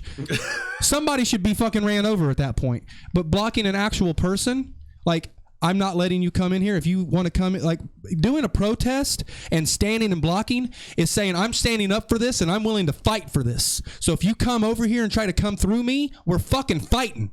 That's how much I believe in this. If you're not willing to do that, then fuck you and your cause. They shouldn't be protesting if they're not willing. Fuck you and your cause. If you're not willing to throw hands at somebody, to stand up for what you believe in, and that doesn't mean go up to them and start beating on them because they're different than you. That's not what I'm saying. Right. But if they want to oppose what you're, because if you go into an abortion, if they're coming to an abortion clinic, and you're saying you're not coming into this one, and they want to go to an abortion clinic, they can get their fucking whore ass back in the car and go find another one, but they're not coming in this one. But I think that starts attacking people individually instead of standing up for your cause. And then you also have escorts. And I've been one because I'm pro-choice, okay? Personally, I'm pro-life. If that doesn't make any sense. You just said you're pro-choice, now you're pro-life. You don't know what the fuck you are. No, you know what? Confused. No, personally, I'm pro-life. But if somebody needs an abortion, I would escort them right into the center. Explain needs. Needs. Yeah, you said if someone needs somebody needs an abortion, explain the word need. There's ectopic pregnancies. Rape. Okay, so the 1%. No. The 1% that's getting abortions are the ones that are taking it into the third trimester or second trimester. The ones that are getting abortions that actually need it, the larger percentage, there's medical reasons, there's health reasons. If you're poor, you shouldn't be fucking. Being poor is not an excuse. I totally agree. Being poor is not an excuse to have an abortion. What I mean by 1%, Rachel, is the 1% that are having these because of rapes and health reasons. Those are abortions that are acceptable. You need those. You've got your statistics turned around. I don't even have. I'm not saying real statistics. I'm just saying the majority of people having. Can you agree with me? The majority of people having abortions are people that make mistakes and don't want to face up to them. Or to rephrase that, would it be the majority of people having abortions don't necessarily need them medically? The majority of people having abortions need them for health reasons or because of rape. You think it's the overwhelming majority are only doing it due to medical reasons or rape? Right. No. The last time I checked the statistics. Let's check it out. The last time I checked the statistics, it was only around 1 to 5% of people were having abortions in the second trimester because they didn't want to have the kid for economic reasons or whatever other reason aside poverty from medical or whatever. Right. Okay. Here we go. Check this out. We're going to talk about this. But wait, we need to get our sources too. Fact number 8. Look it up. This is from abortionfacts.com. Less than 1% of all abortions are performed to save the life of the mother. Drop the mic. He dropped the mic again. The mic has been dropped. They're telling me I was actually giving them more credit than what they deserve. Well, here's the deal. I'm probably going to catch a lot of heat for this. What was that website? Abortionfacts.com. She's going to go dissect it. No, here's the deal. I'm probably going to catch a lot of fucking heat for this, okay? But can I just say, I don't give a fuck if a woman chooses to have an abortion or if she chooses to keep her child. I don't care either way. It doesn't affect me. Is that wrong? No. Is it wrong that it doesn't affect me so I don't fucking care? Nope, you're not wrong. But you're saying abortion is wrong, and I'm saying I don't give a fuck if they do it or not. It's wrong to me. Right. I have no business telling you what to believe. Okay. I mean, because to me, it's a fucking non-issue to me. Well, it's how you feel. Well, check this. That's what he said. It becomes an issue to me when people are making it an issue. It's not an issue to me either because it doesn't affect me either. But when people are saying, yeah, go out, it's okay, people are taking advantage of the system, it pisses me off. Yeah, brainwashing. The vast majority of abortions are elective. Why women choose abortion? 21% inadequate finances to raise a child. Another 21% not ready for responsibility. 16% woman's life would be changed too much. 12% problems with relationship or unmarried. 11% too young, not mature enough. 8% children are grown. Woman has all that she wants. 3% unborn child has possible health problems. 3% woman has health problems. Okay, so here we go. We got 7%. 11% are due to medical reasons. So, well, actually, 4% are other. So we have 7%, 11% altogether with health issues of the woman or the child, or rape or incest, and then other is 4%. So your rape and incest is 1%. Woman has health. The mother has health issues is 3%, and the child having health issues is 3%. Are you still going off abortion facts? Yeah. Okay, so if you go to Review Stream, which is an independent site, and they are given the pros and cons of this website, you will look it up, and it tells you abortionfacts.com is a site that provides information on abortion from a pro-life perspective. Okay, so that would be more like a biased perspective is what they're saying. It's a biased site. Okay. There goes the fucking spin. What about See, mic drop? why can't we just get fucking facts? What Like, about why is Abort everybody going to 73? put a spin on it? What about Abort 73? See if you can find any information on Abort 73. It looks like the same damn. Looks like it's from the same source as abortionfacts.com. Website's like a sister website or something. It looks like. And anything that's linked to abortionfacts.com is going to be pro-life. Right. So you'd have to do a whole new Google search. What about the CDC? Oh, there you go. Center for Disease Control, right? Here we go. Okay. Here we go. Let's hear it. Give us the fact. Hit them with the sauce. Let's see here. Not that kind of sauce, Frank. I was just saying, do blowjobs count as abortion? So, the majority of abortions in 2013 took place in early gestation. 91.6% of abortions were performed at below 13 weeks gestation. A small number of abortions, 7%, were performed at 14 to 20 weeks gestation. And even fewer, 1.3%, were performed at 21 weeks gestation. Okay, and what were the reasons? It doesn't say. In 2013, 22.2% of all abortions were early medical abortions. So that's a lot number. Okay. That's a lot higher than 1%. Basically double of the 11% figure we got earlier. The percentage of abortions reported as early medical abortions increased 5% from 2012 to 13. So I believe what's going on is people are starting to get more acceptable to abortions and starting to scoot that underneath the rug with medical conditions. Yeah, it's going to be the norm now, you know. Can I just say this is why I always bitch about checking your facts and where they come from? Because look, we check two different websites here. One says 11%, the other says fucking 22% about the same thing. It's like, you got to be informed and know where the information's coming from. It's all bullshit nowadays. There's so much fucking bullshit on the internet. It pisses me off. Here we go. So from Guttmacher to CDC, these are the abortions. So CDC stopped doing abortion data in 2013. Yeah, they stopped. Right. And you also have to look at the number of medical reasons that women can't have babies anymore. Since 2013, the cases for cancer have increased. The cases for myalgia. Yes, have increased. So, you get this increase in health problems, then you get this increase in medical reasons that you would need an abortion. Right, one goes with the other is what you're saying. If you've got cancer, you shouldn't let people come in you.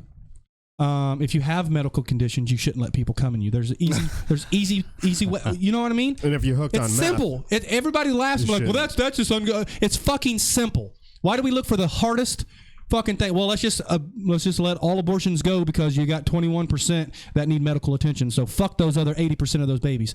We have killed 59,115,995 babies since 1973. 59 million babies have dead because people are irresponsible. Well, you got to think about. Not all of them were due to irresponsibility, like half.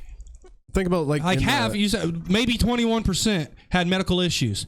Yeah. How many of those 21% knew they had medical issues and shouldn't have been pregnant in the first fucking place? Oh. Personal fucking responsibility. How many of those dudes shouldn't have come in those women that were personal fucking responsibility? I believe if you have a disease and you're not allowed to have children and you get pregnant and have to have an abortion, you should be charged with murder. But to me, you can't say, and you're probably going to get mad and storm out of the studio. But to me, you can't say you shouldn't let dudes come in you if you have this or that going on. To me, it's more like dudes shouldn't be coming in you if you have this or that going on. Like it goes both ways. It should be a 50-50, shot at like, okay, I shouldn't do this. She shouldn't do this. I just fucking said personal responsibility.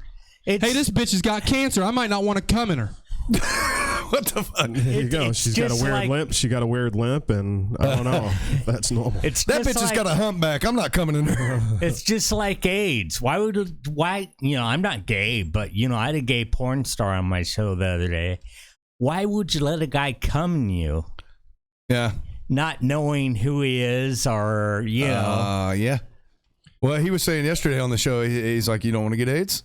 Don't suck a dick with AIDS. Yeah. Just don't suck dick, period, just and you won't get AIDS. AIDS. Don't suck dick, period. Well, it's common fucking Don't sense. take it up the ass. It's like, well, every time I take it up the ass, I get AIDS.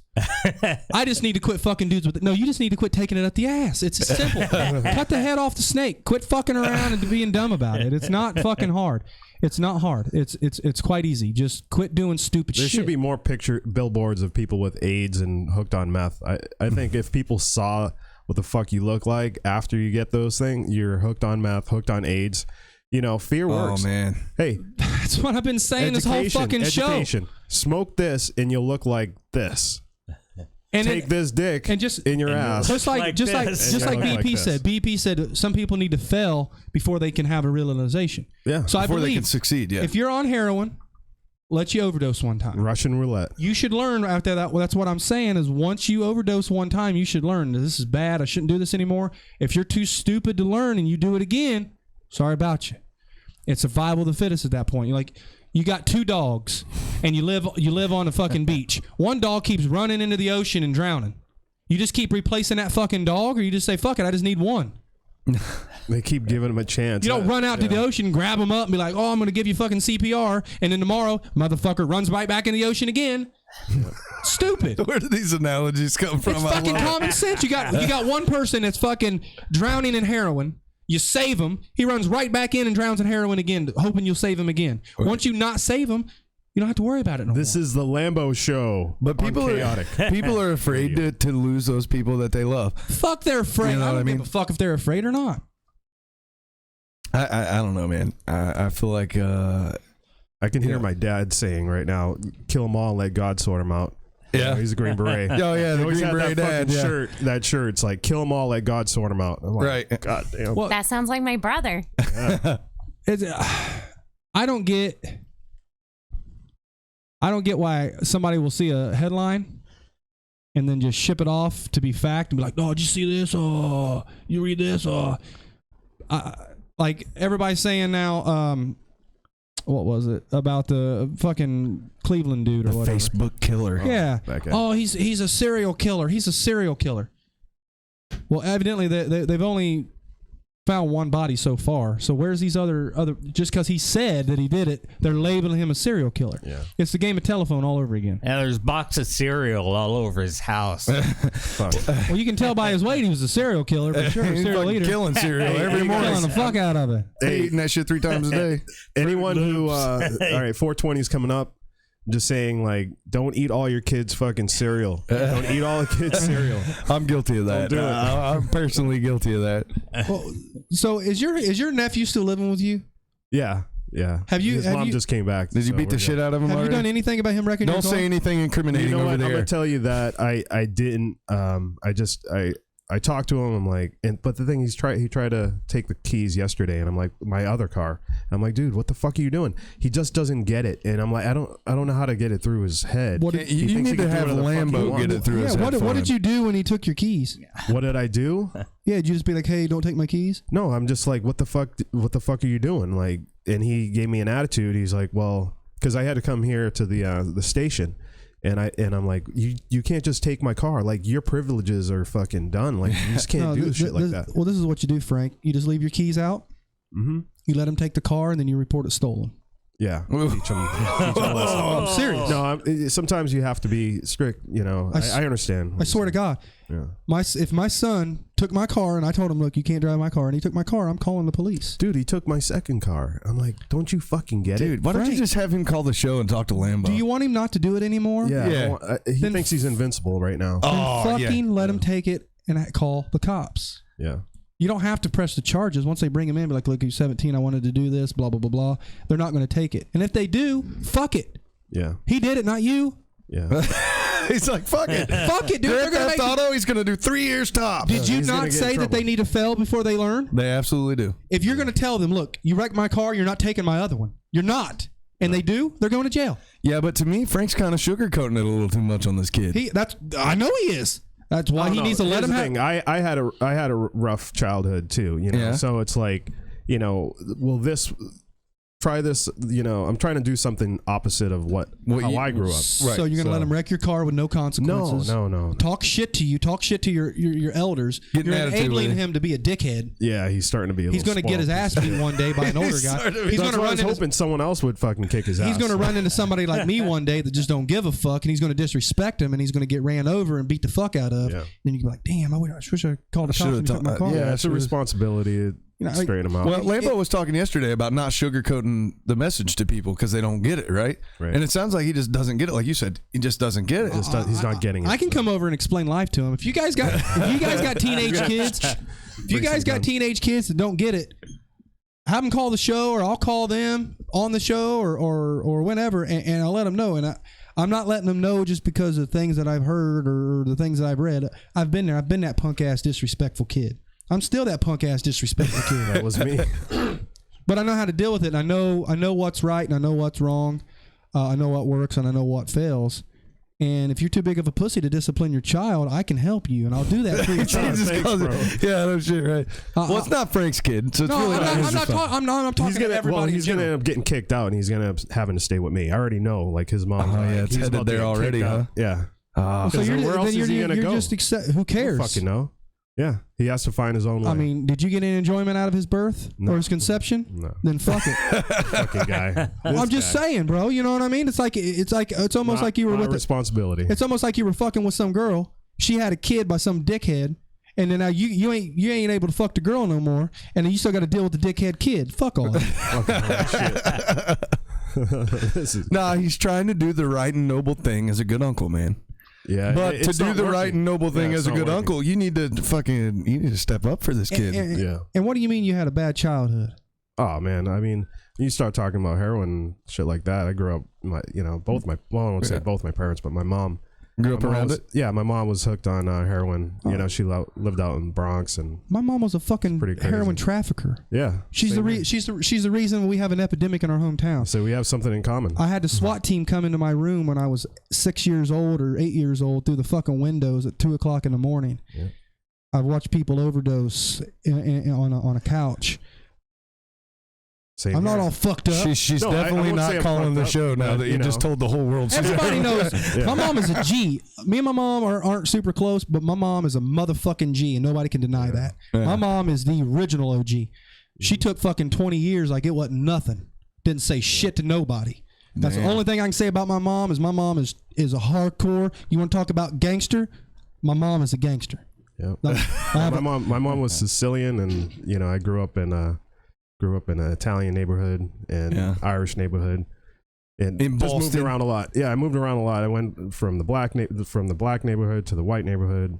So I was around a lot of crime, a lot of drugs, I mean, I used to think heroin needles were freaking airplanes when I was 9 years old. And throwing them bitches around. Yeah, they're darts. Just playing. Yeah. Like, dude, what do you? I mean, how's your childhood? This was back when the NES system, the Super Nintendo, first came out. Oh, I love Dude, it. I had every fucking game you could think of, and I thought it was cool because you only had 2 ports for your controllers. I had the little adapter; we could have 4. Ooh, but I was living life, balling out. Yeah. And I thought my mom was a hooker for the longest time.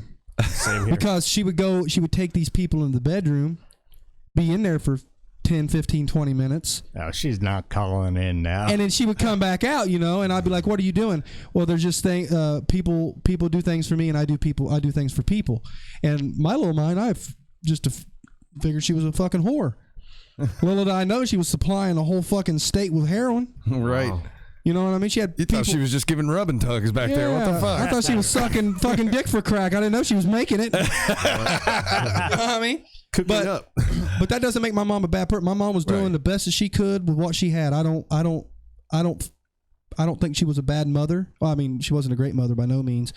I don't hold it against her that she did that. She was doing what she could do. You know what I mean? Right. Mm-hmm. I don't hold it against anybody that sells drugs.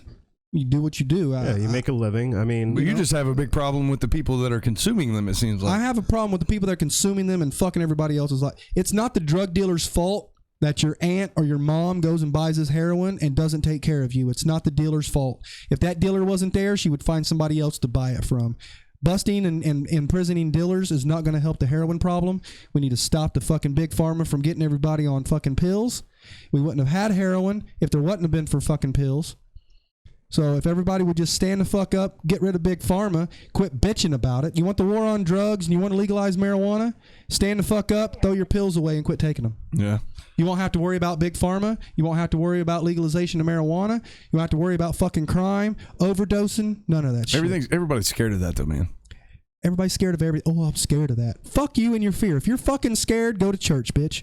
Yeah, if you're scared, fear is a disease. this is what I'm saying. If you're fucking scared, then keep your scary ass at home and off of Facebook and off of your fucking faggot ass rants. Because if you're not going to stand up and do what you're posting about, you're a fucking bitch.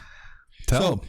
Anybody that I see that like, you guys better fucking comment down on my fucking Facebook and shit with this fucking bullshit fucking posts and shit. I start seeing you guys protesting these fucking things, and I know you sit at your fucking house eating Cheerios and shit all day. I'm gonna call you out on it, and I'm gonna call your fucking cell phone or call you on Facebook and ask why you're such a bitch.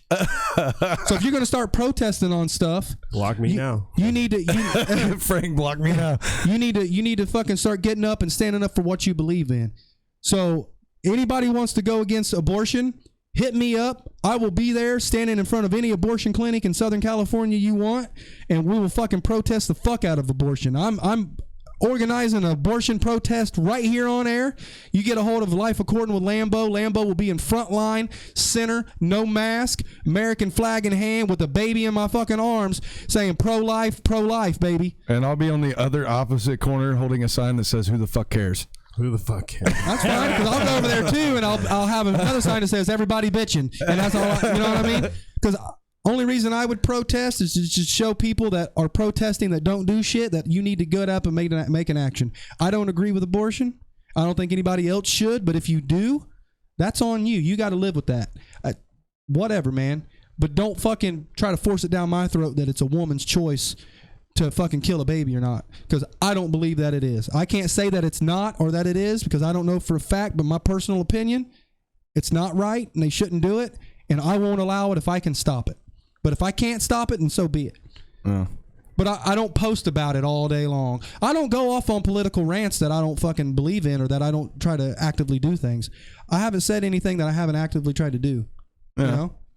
That's all I'm saying. If you're going to be vocal about it, be real about it and go out and do something about it. Yeah, Don't take action. Don't take 10 minutes to write out a big, long, fucking heart-filled thought and then go to the bar later tonight and get fucked up when you could be fucking doing something for your cause. If you're going to mention a cause and you're supporting that cause, you need to be about it or shut the fuck up. Yeah. Well, there you go. Tell them. Tell them. Preach. Tell them real good. Preach. You know what I mean? Like, who wants to hear me talk about shit and then be like, well, I don't really believe it. You know, it's just everybody else says it. Fuck it. Makes me want to beat my nephew. You've got to. This isn't because beating him ain't gonna do anything. You need to let him fuck himself up. Yeah, well, that's what I was thinking about yesterday. I'm like, damn, like what, because I'm driving my car now. It smells like fucking weed, and I'm like, if this kid he's a minor. If he gets pulled over with it smelling like weed, he's gonna go to jail. How's that your He's problem? gonna get arrested. How's that your problem? No, it's not. But it's like, would you rather him go to jail? You would feel bad because it's your car. Well, no, not really. It's just his because car will get I'm like, he has to impounded. learn the hard way. Like, well, how old is he? He's 17. Okay, would you rather him get arrested now or next year when he's 18? Oh, now, definitely. Exactly. Yeah. So let him do it. Let him fuck himself up. You need to quit being scared of these kids fucking themselves up. It's a fucking. They're gonna make mistakes. Yeah. They're gonna make mistakes. I have so much shit on my fucking juvie record. I was trying to say my amateur record, like I'm a pro and shit. My amateur record's kind of crazy, but like my juvenile record is crazy. But it didn't affect me in my adult life. My adult decisions did.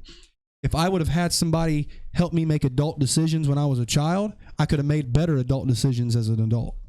But if you're making childish decisions as a child and it's being okayed, you're going to make childish decisions as an adult and it's going to be okay. Well, it kind of takes me back to my childhood. Rocky childhood, not terrible, but not great. And I remember I ran away from home one time and my mom called the cops. And I lived way out in the country on basically like a farm in Indiana, way out there. She called the cops. Cops pull up next to me and they're like, Brandon, get in the car, blah, blah, blah, blah, blah. And I'm like, no, fuck you. I'm not getting in the car. Like, I'm not going back. Fuck you. If they would have just, when they did finally like cuff me and put me in the car, if they would have just taken me to the station instead of taking me back home to my mom's house, I probably would have changed my tune a little bit, man. And I think that's kind of what you're saying, right? Is like, let them get in some shit. Let them get in some shit and see if that changes their tune a little. Dude, I did the same thing. Yeah.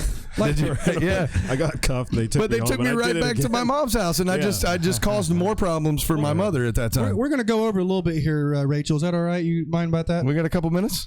Yeah, I mean, we could go another hour if you guys want. We just got to take a commercial break. All right, well, let's take our commercial break and we'll get started again tomorrow. We've got a lot of shit. Yeah, we got a lot of shit to do. We got a big show to plan for tomorrow. I just wanted to go over just a few minutes because I wanted to say just two things and then I fucking forgot them. So we'll hit them tomorrow. No. You guys can go over. It's all good. Well, I had it all planned out and then I fucking forgot it and goddamn it. But I just you need to let him. You need to let him get his shit fucked. Checked. Yeah, he needs to get his shit fucked. Yeah, not let checked. him fuck himself up. Not checked, but fucked. He needs to feel like his life is over at 17 years old. Yeah, and for those of you just tuning in, we are coming to the end of our show with Life According to Lambo. We're talking about Frank's nephew here, and he wrecked his car. We're talking about the best disciplinary actions here. Which, speaking of, if you've got a teen in your life that maybe needs just gut checked one good time verbally here on the air, feel free to have him give us a call at 909-360-8330. Lambo will give him his version of life and see if that straightens him out any. Thank you for tuning in at chaoticradio.com and on the Chaotic Radio app and here on the live stream at youtube.com/Chaotic Radio. And make sure you get onto YouTube. Don't just but make sure that you share every video every time we go live. Make sure that you share it a few times while you're watching. It's a 2-hour show. You can hit share many times as you want. Hit like as many times as you want. Make sure that when you share it, you tell them to hit like, and just get it done. We really appreciate everybody for logging in, joining us, spending time with us this morning and every fucking morning. Again, if you have any topics, make sure you do it on our Facebook, Life According to Lambo. Like and share that as well. And like and share with Chaotic Radio. Make sure that you interact with us. Call the show, 909-360-8330. And appreciate it. So everybody have a good day. See you tomorrow. Thanks. Yeah. Thanks for having me in, guys. Thanks for coming, Dan.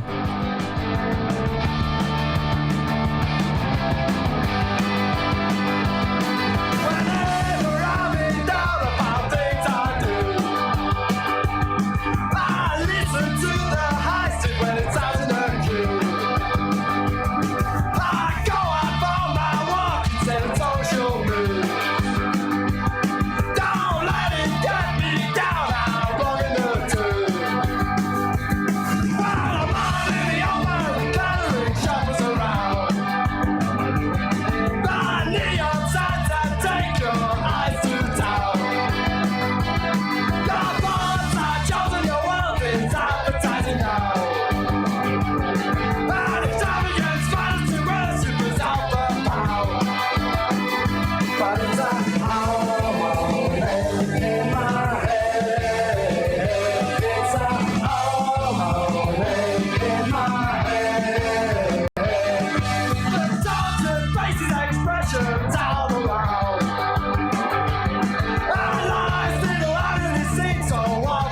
snow.